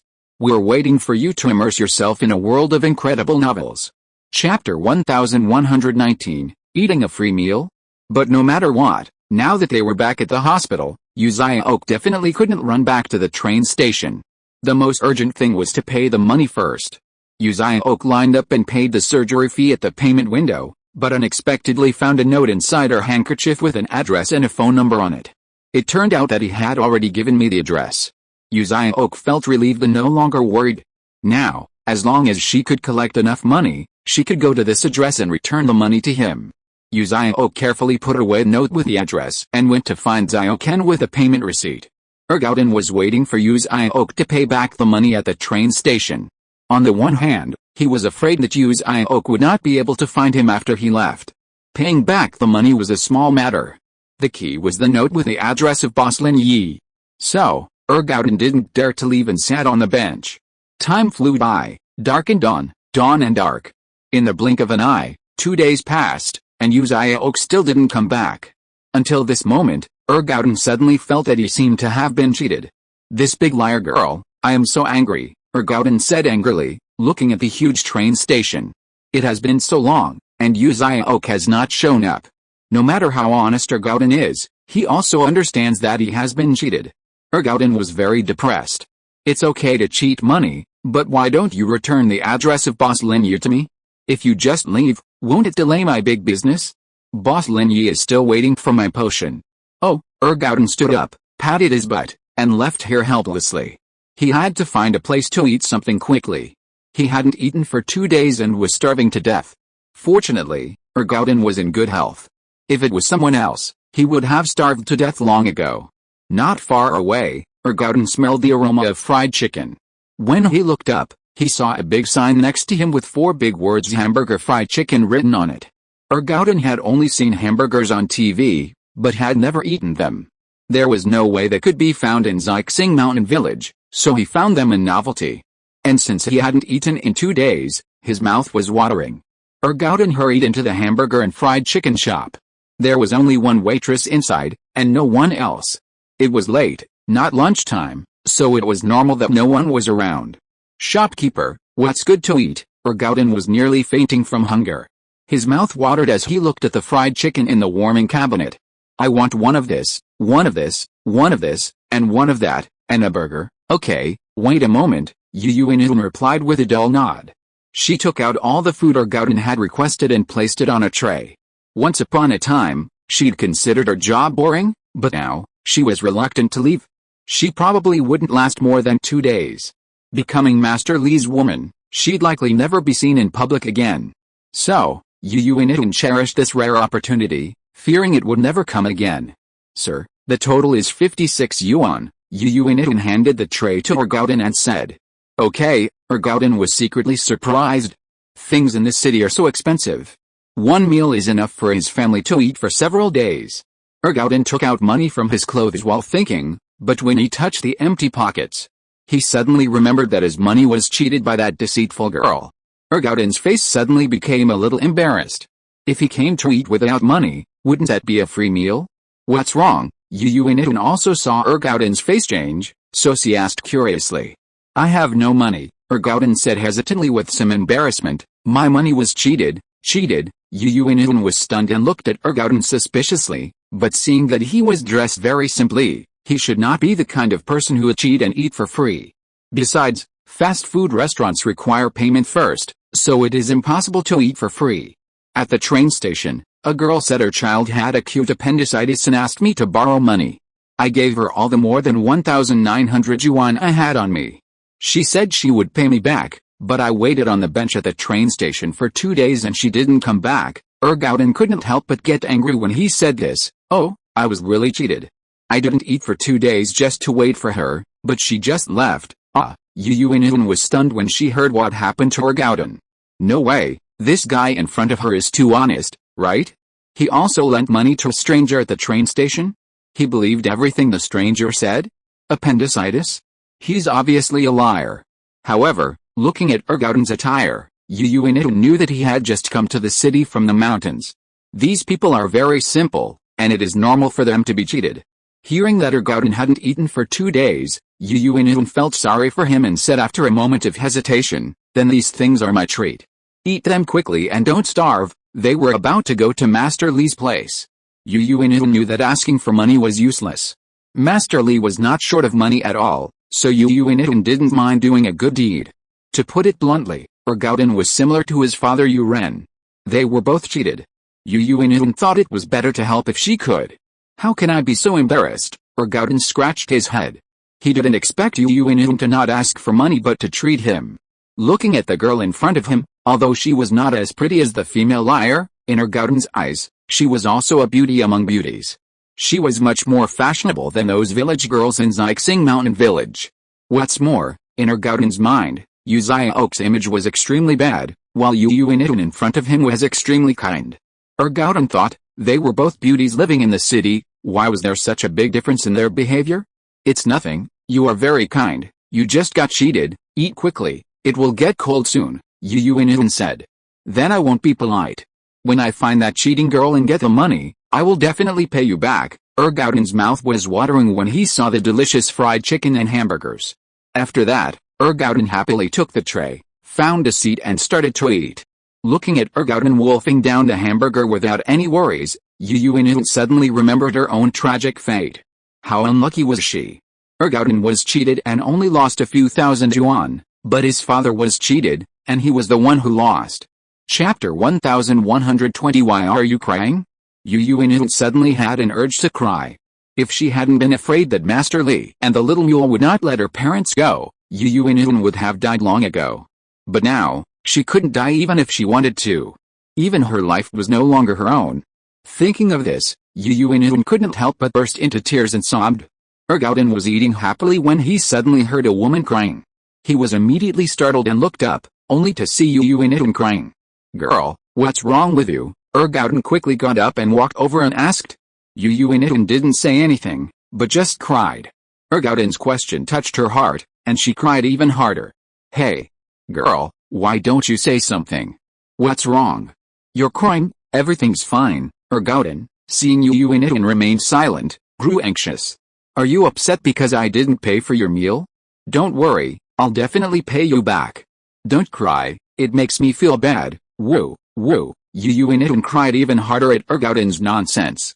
Yu Ren, worried about his daughter and realizing his limited time with her, locked up his grocery store early, left work, and headed to the hamburger shop where his daughter worked. As soon as they entered the shop, Yu Ren heard his daughter crying. He grew anxious and rushed over, saying, "Yuan, what's wrong with you? Why are you crying? What's wrong with you, Dad?" Yu Yuan saw her father and threw herself into his arms, crying even harder. "Yuan, don't cry. What's wrong?" Yu Ren asked carefully, holding his daughter. "Hey, I just didn't bring any money for food. You said you treated me, so why are you crying again? If you change your mind, I won't eat." Ergauden was really helpless. Yu Ren was stunned. Could it be that this person came here to dine for free? But from what he said, it didn't seem like that. It seemed like his daughter treated him to a meal. You go eat your food. It has nothing to do with you." Yu Yuan was afraid that her father would blame Ergauden, so she quickly explained. "Hey, it has nothing to do with me, then why are you crying all of a sudden? You were fine just now, why did you suddenly start crying?" Ergauden sighed in confusion. "Young man, Since it has nothing to do with you, go eat. Yuren also guessed why his daughter was crying. He knew that it had nothing to do with Ergoden, so he waved his hand and motioned him to go back to eat. I ate your food, and it's not for nothing. Are you in trouble? Tell me and see if I can help you. Ergoden looked at Yuren and guessed if she was in trouble. If you can't help me, no one can help me. After hearing what Ergoden said, Yuren seemed to be talking to him, or talking to herself as if to vent. Just don't ask, why can't I help? A sense of heroism surged in Ergoden's heart. He looked at Yuren crying sadly and felt very uncomfortable. Ergoden was the kind of person who would repay a favor with a spring. Yuren invited him to dinner, and now Yuren was obviously in trouble. Ergoden couldn't just ignore it. I was captured to be a concubine. Can you help me? Yuren was forced to say nothing by Ergoden, so she just said it. This was not a glorious thing. She didn't want to say it, but Ergoden kept asking, and she had no choice. To be a concubine, Ergoden was stunned. You were captured to be a concubine? Who captured you? Why did they capture you? Don't ask so many questions. It has nothing to do with you. Just leave as soon as you finish eating. Yuren saw that Ergoden was an honest man and didn't want him to be implicated in this matter. Tell me, what's going on? I don't believe that someone would dare to capture you while I'm sitting here. Ergoden also got angry and snorted with his eyes wide open. Ergoden had some good feelings for Yuren. He felt that she was a kind girl who could invite him to dinner, which was much better than that female liar. So when Yuren was in trouble, Ergoden, who is a warm-hearted person, how could he turn a blind eye? Forget it. If you want to listen, I'll tell you. Yuren saw that Ergoden was determined to get to the bottom of it, so she no longer insisted. Anyway, she had been feeling really uncomfortable in her heart for the past 2 days. Now that she had an outsider to talk to, she felt a little better. In reality, Yuren didn't think Ergoden could do anything. He'd just arrived in the city, so how could he know the fickle world? So Yuren told him all about how the little mule had tricked her father into going to the boxing ring to watch a fight, how he'd borrowed money, and how he'd forced her to become Master Li's concubine. Ergoden, upon hearing Yuren's story, flew into a rage, glaring at the scowling Yuren beside him. What kind of people are that little mule and Master Li? One's a street thug, the other a boxing artist. I didn't think they were anything important, but they were just two scumbags. And you're actually thinking of using your daughter to pay off a debt? How can you be a father? Are you even a man? So, what if I am or not? That little mule is a gangster, and Master Li is incredibly powerful. He could shatter a steel security door with a single punch. What do you want me to do? A single word from them could destroy our family, Yuren said with a wry smile. So you're just going to accept your fate? You want your daughter to be his concubine? Ergoden was furious. What kind of father is this? What's the point of not accepting your fate? Yuren shook his head and said helplessly, young man, you don't understand. You are too naive. You don't know how powerful those people are. How powerful? How powerful can a street thug and a street performing boxer be? Ergoden said disdainfully, these people are bullies who only bully the weak and fear the strong. If you are soft, they will be hard. If you are hard, they will be soft. If I were you, I would fight them to the death. Fight to the death? How can I be their opponent? I will be beaten to death by them. Yuren felt that Ergoden was becoming more and more unreliable, and immediately shook his head. How can you say that about my dad? You just came to the city, how can you know how powerful they are? You make it sound so easy, then why don't you fight him to the death? Yuren was a little angry. Although her father was not very good, she felt a little uncomfortable being scolded by an outsider like Ergoden. Although what Ergoden said made some sense, he had no idea how complicated the matter was and how powerful those people were. They're just two bastards, not worth my life. Ergoden stood up and said, give me the address of that boxer Li, and I'll beat him to death with one punch. Chapter 1121, Ergoden punches Master Li, Part 1. Here, Yuren was even more furious after hearing Ergo's words. You're going to kill him with one punch. You're really not afraid of the wind blowing your tongue away. Yuren had previously had a good impression of Ergoden. He was a bit honest and simple. Although he'd been deceived, at least he was a kind-hearted person. But even if you're kind-hearted, you shouldn't button on matters beyond your control. Saying nonsense just adds to the chaos, doesn't it? So, in a rage, Yuren gave Ergoden a business card from Master Li, which had the address of the underground boxing ring on it. The advertisement had been left by Master Li yesterday.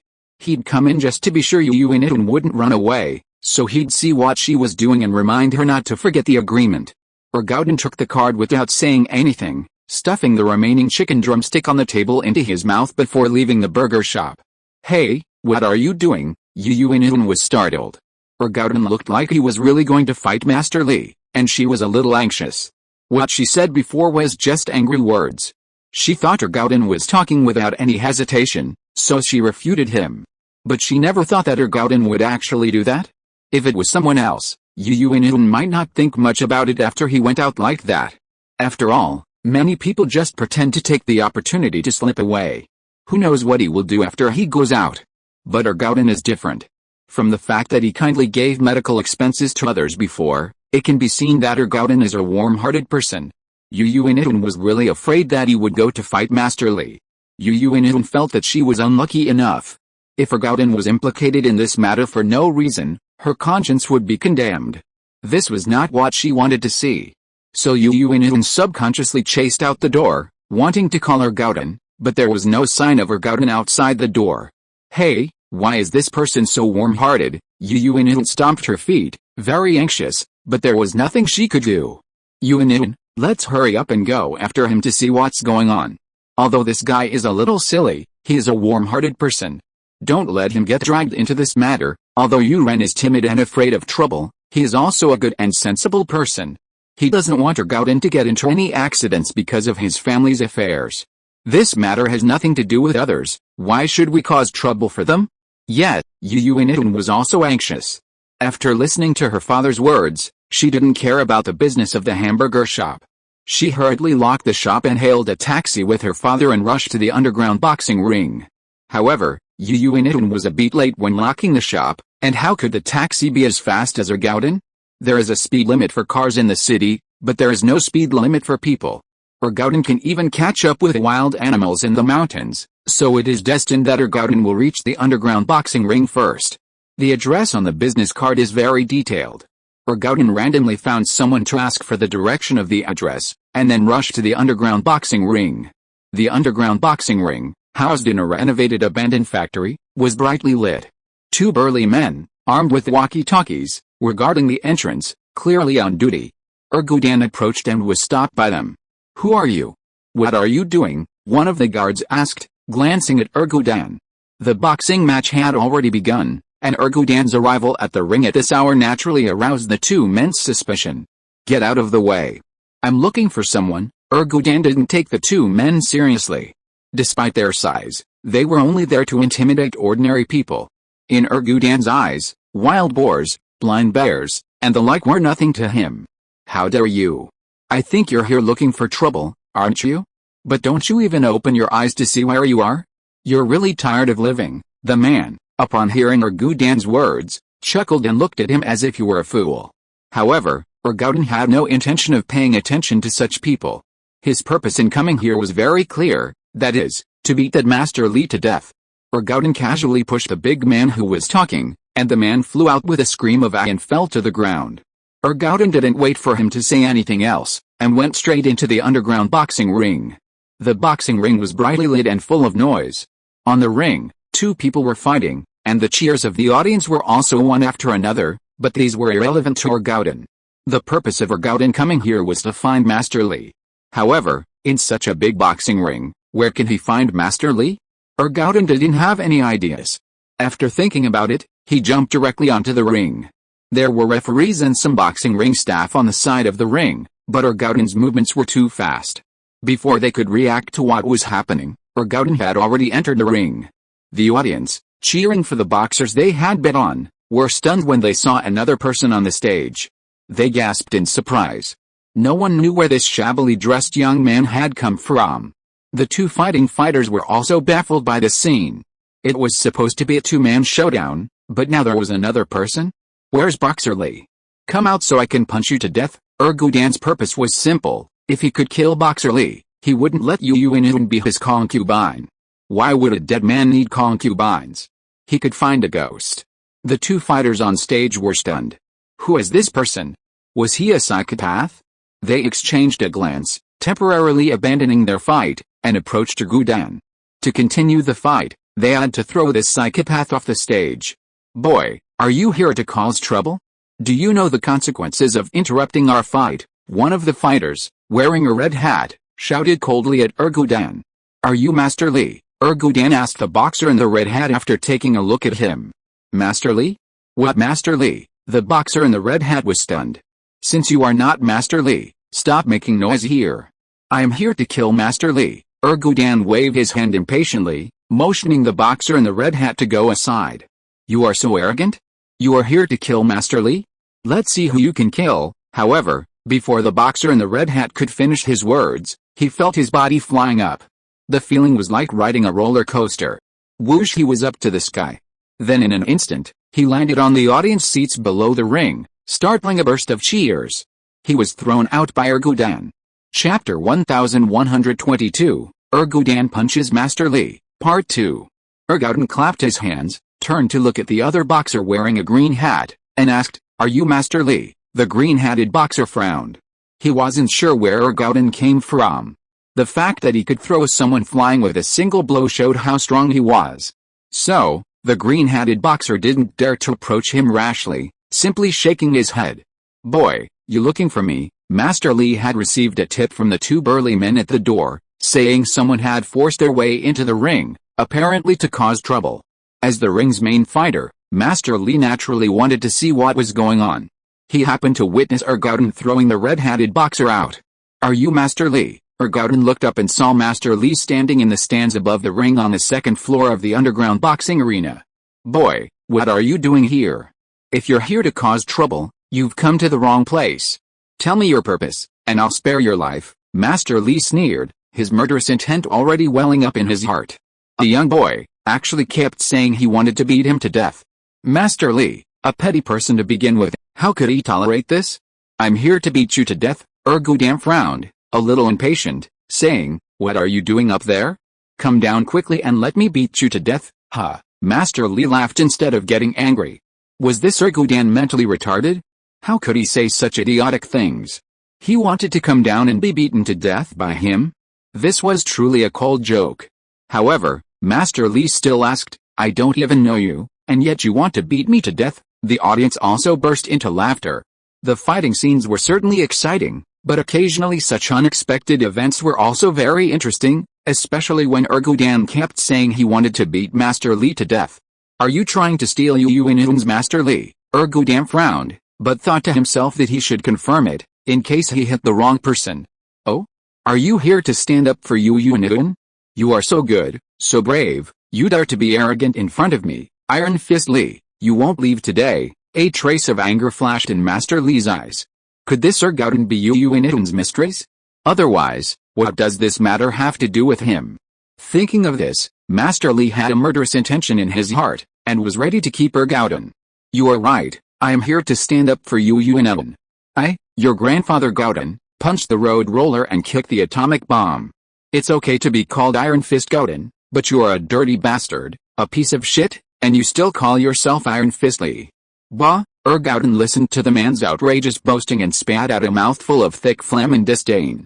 The thick phlegm just flew to the second floor platform and hit Master Li's forehead directly. "Wow, I will kill you." Master Li wiped his forehead and jumped down from the stands above, landing steadily on the ring. As a mid-stage one-level external martial arts expert, all this was effortless for him. However, as he gained his footing on the ring, a hand lunged at Ergu Dan. Furious, he aimed a punch to finish Ergu Dan off the ring.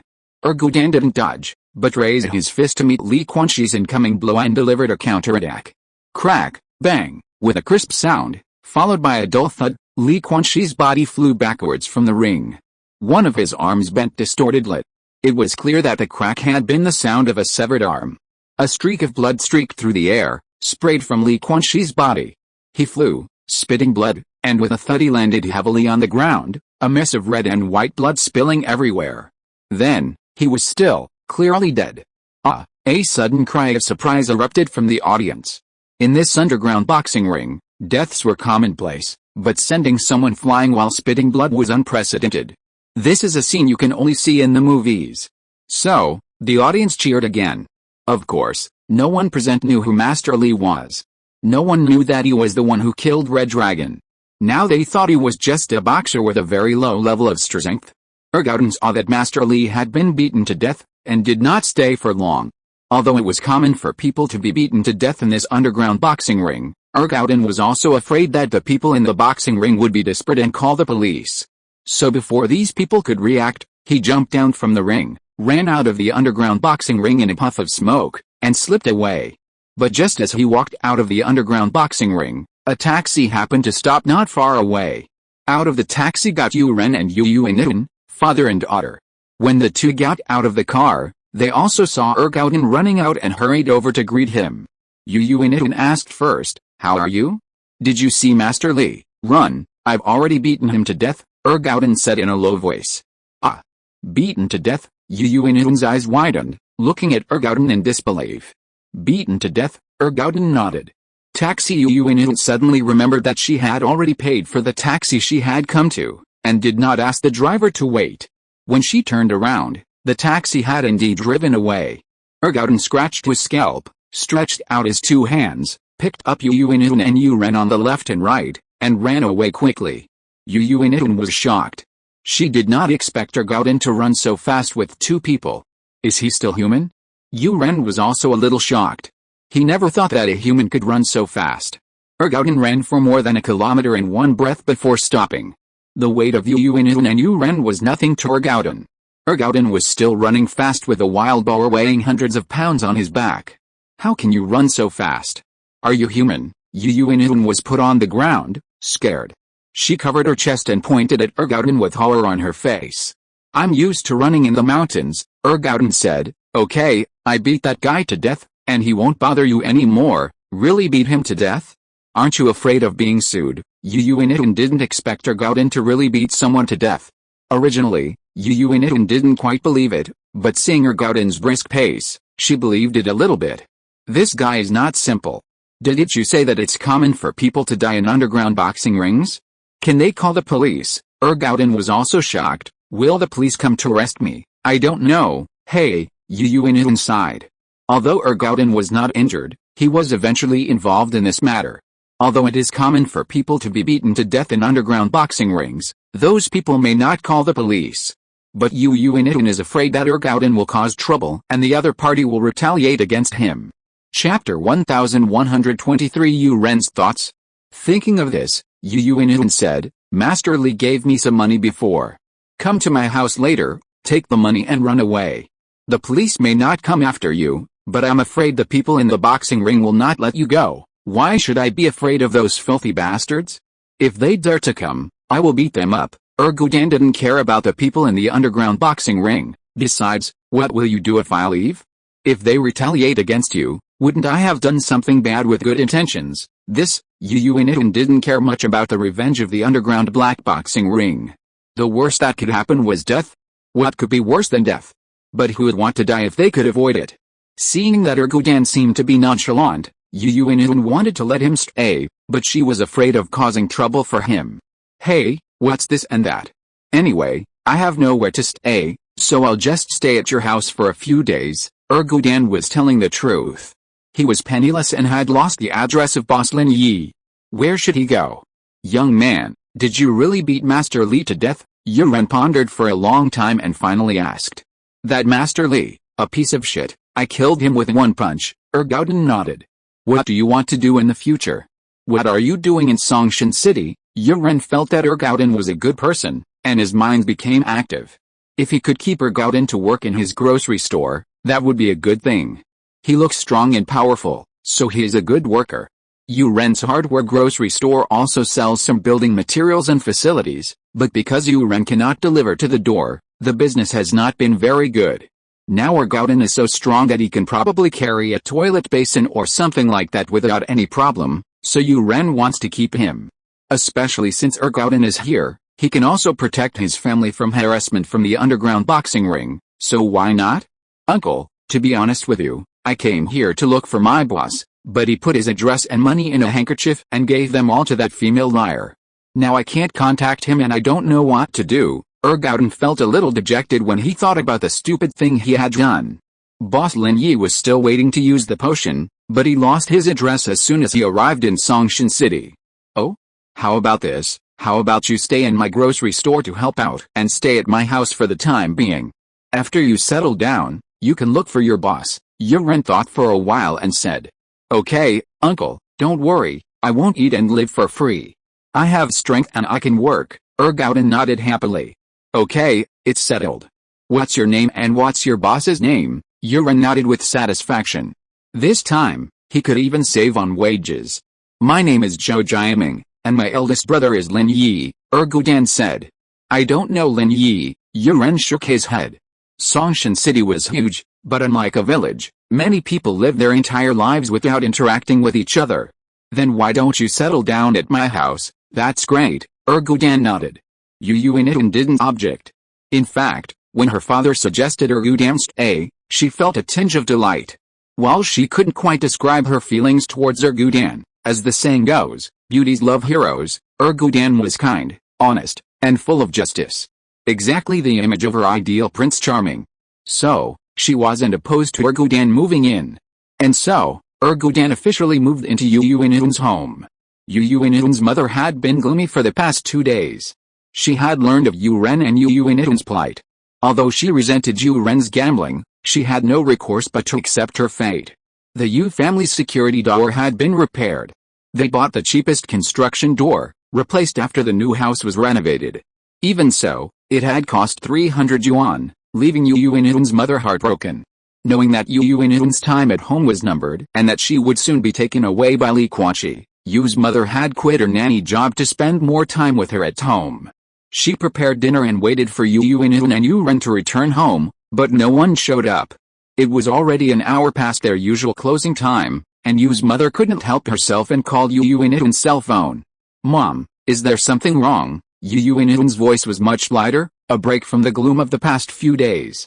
While the matter might not be over with Li Quanxi's death, it was likely resolved, and Yuan was happy. This feeling of freedom was wonderful. Yuan, where are you? Why haven't you come home yet? Hearing her daughter's voice, Yu's mother breathed a sigh of relief.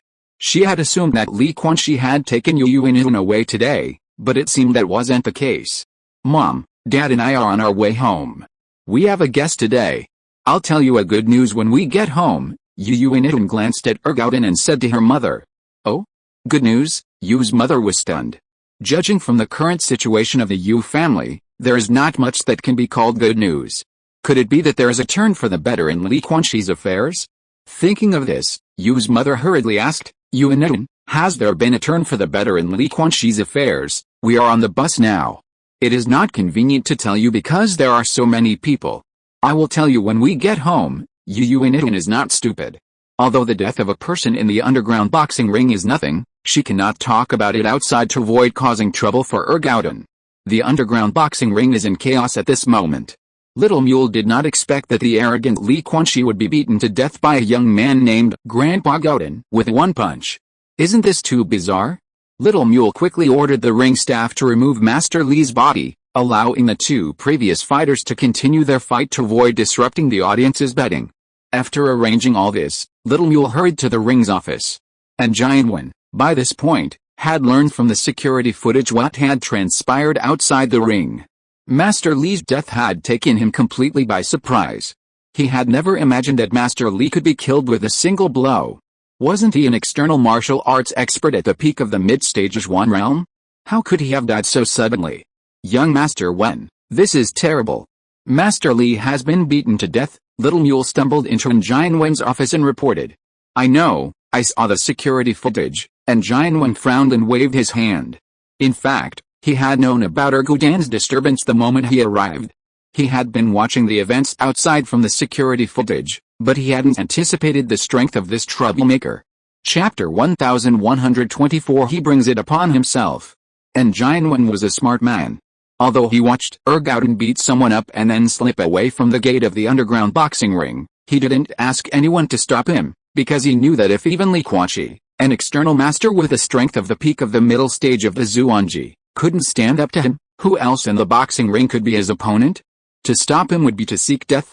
Young Master Wen, what should we do now? The little mule looked a little panicked. Li Quanxi is dead, And there is no one to support the boxing ring. The lack of support in the boxing ring is a small matter. The key is how to explain this to the Fire Wolf Gang. As long as the Fire Wolf Gang has no objection, I guess they will send us new masters soon. And Jianwen was not sad at all about Li Quanxi's death. He died, and the relationship between the two was not good anyway. But after all, Li Quanxi was a master sent by the Fire Wolf Gang, and it would be difficult to explain to the higher-ups.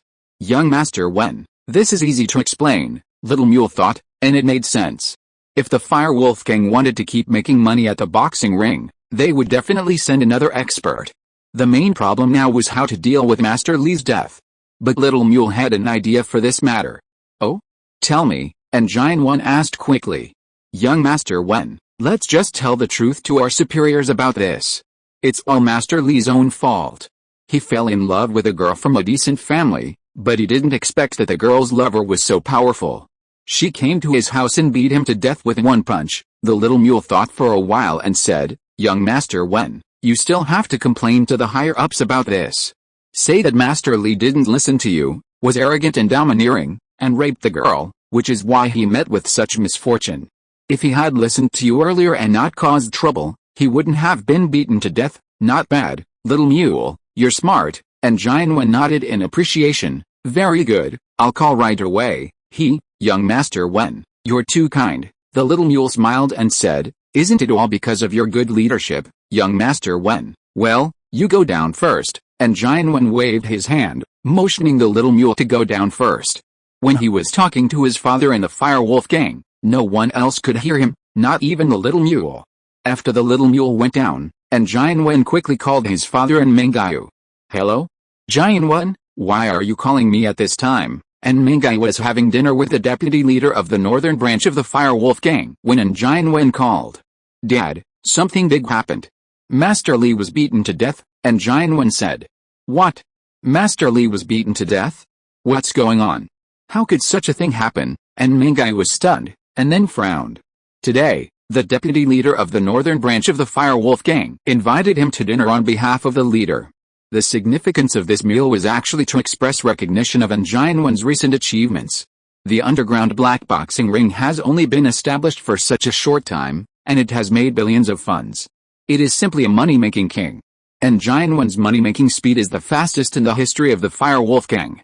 The leader of the northern branch of the Fire Wolf Gang plans to promote Jianwen appropriately. And Mengyao was very happy, but she didn't expect that something would happen at this juncture.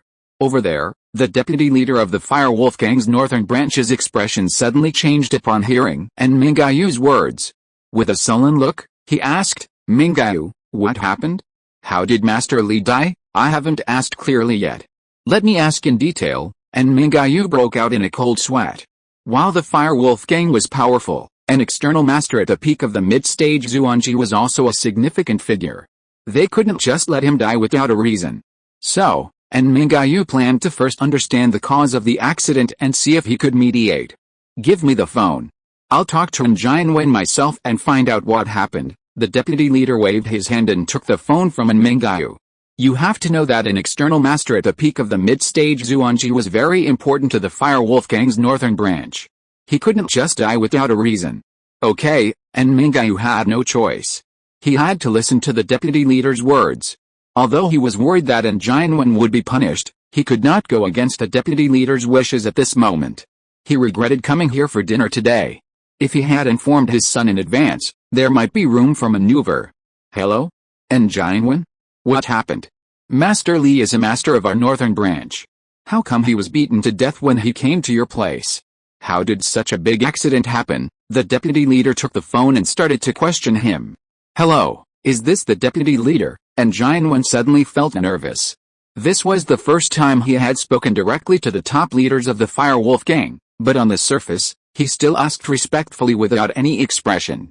It's me. Tell me in detail how Master Li died, said the deputy leader.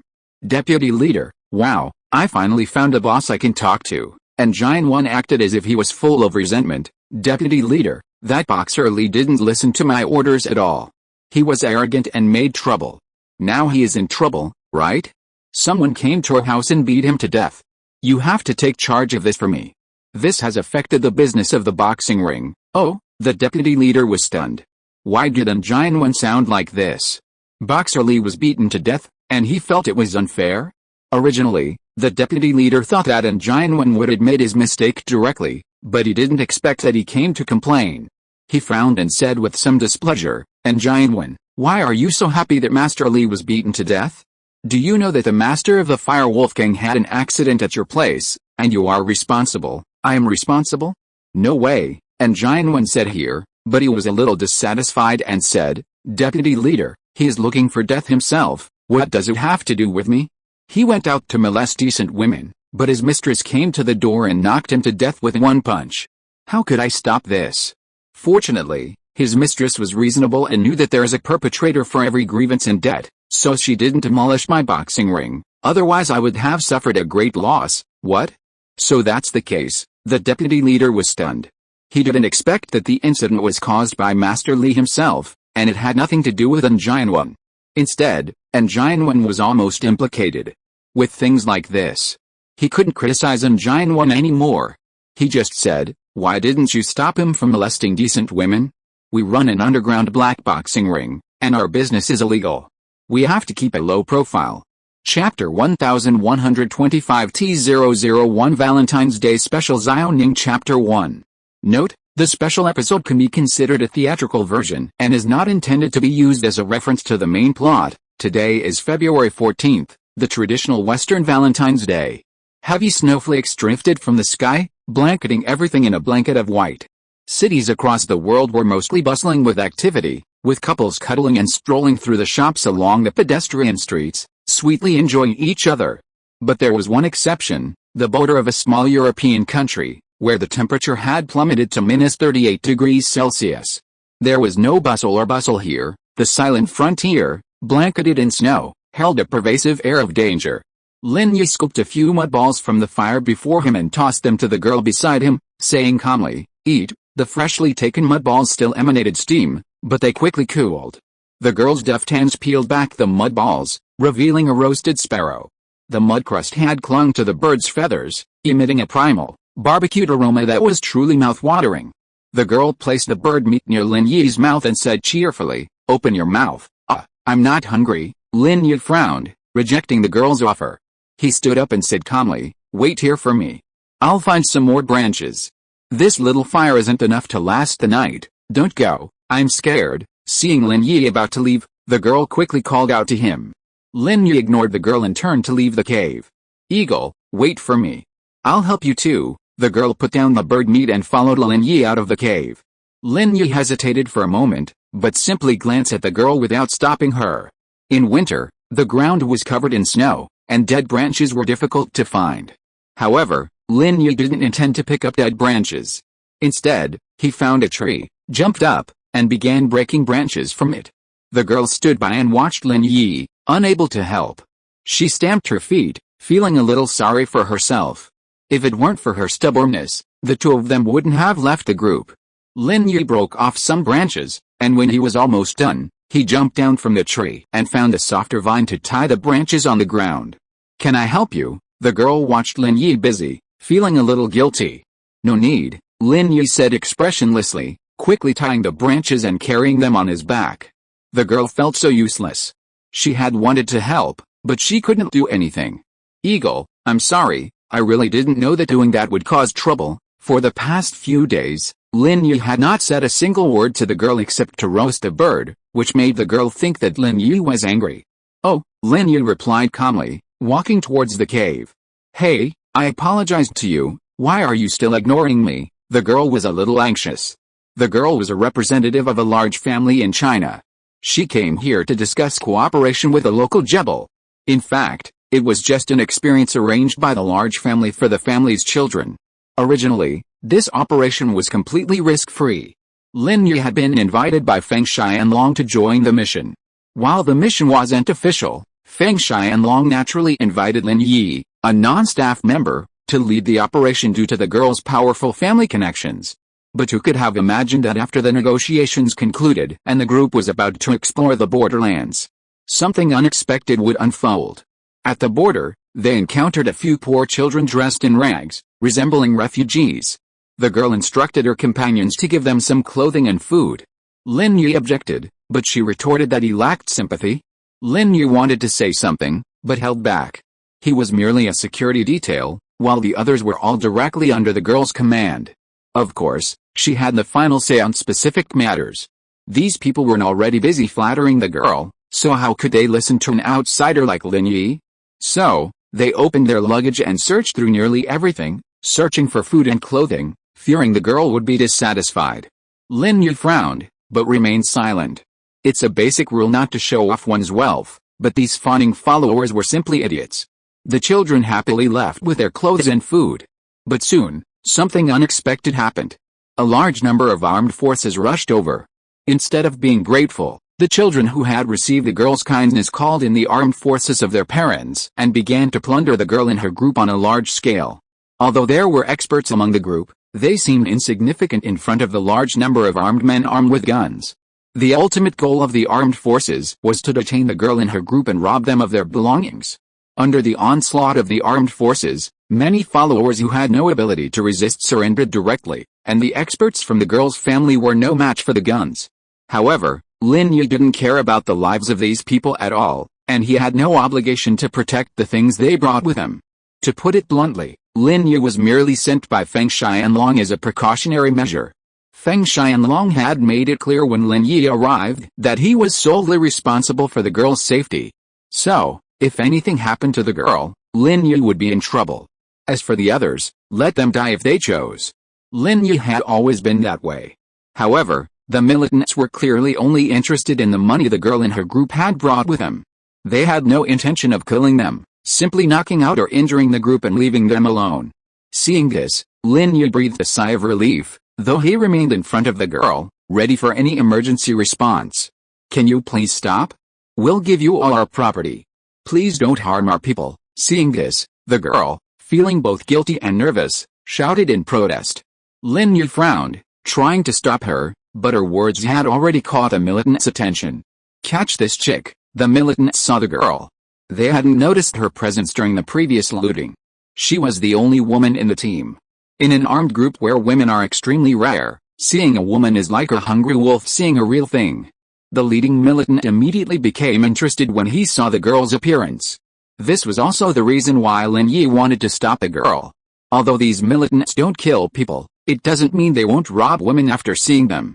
They don't kill people on a large scale because they don't want to provoke the local government's determination to go to war against them on a large scale. If the local government really goes to war with these armed forces with the idea of life and death, then their lives will not be easy. End of this chapter. Thank you very much for reaching the end. Don't forget to like. Looking for more exclusive content and immediate access? Subscribe to our Patreon. Remember, every like, subscription, or donation encourages us to continue. Thanks to everyone, see you in the next video.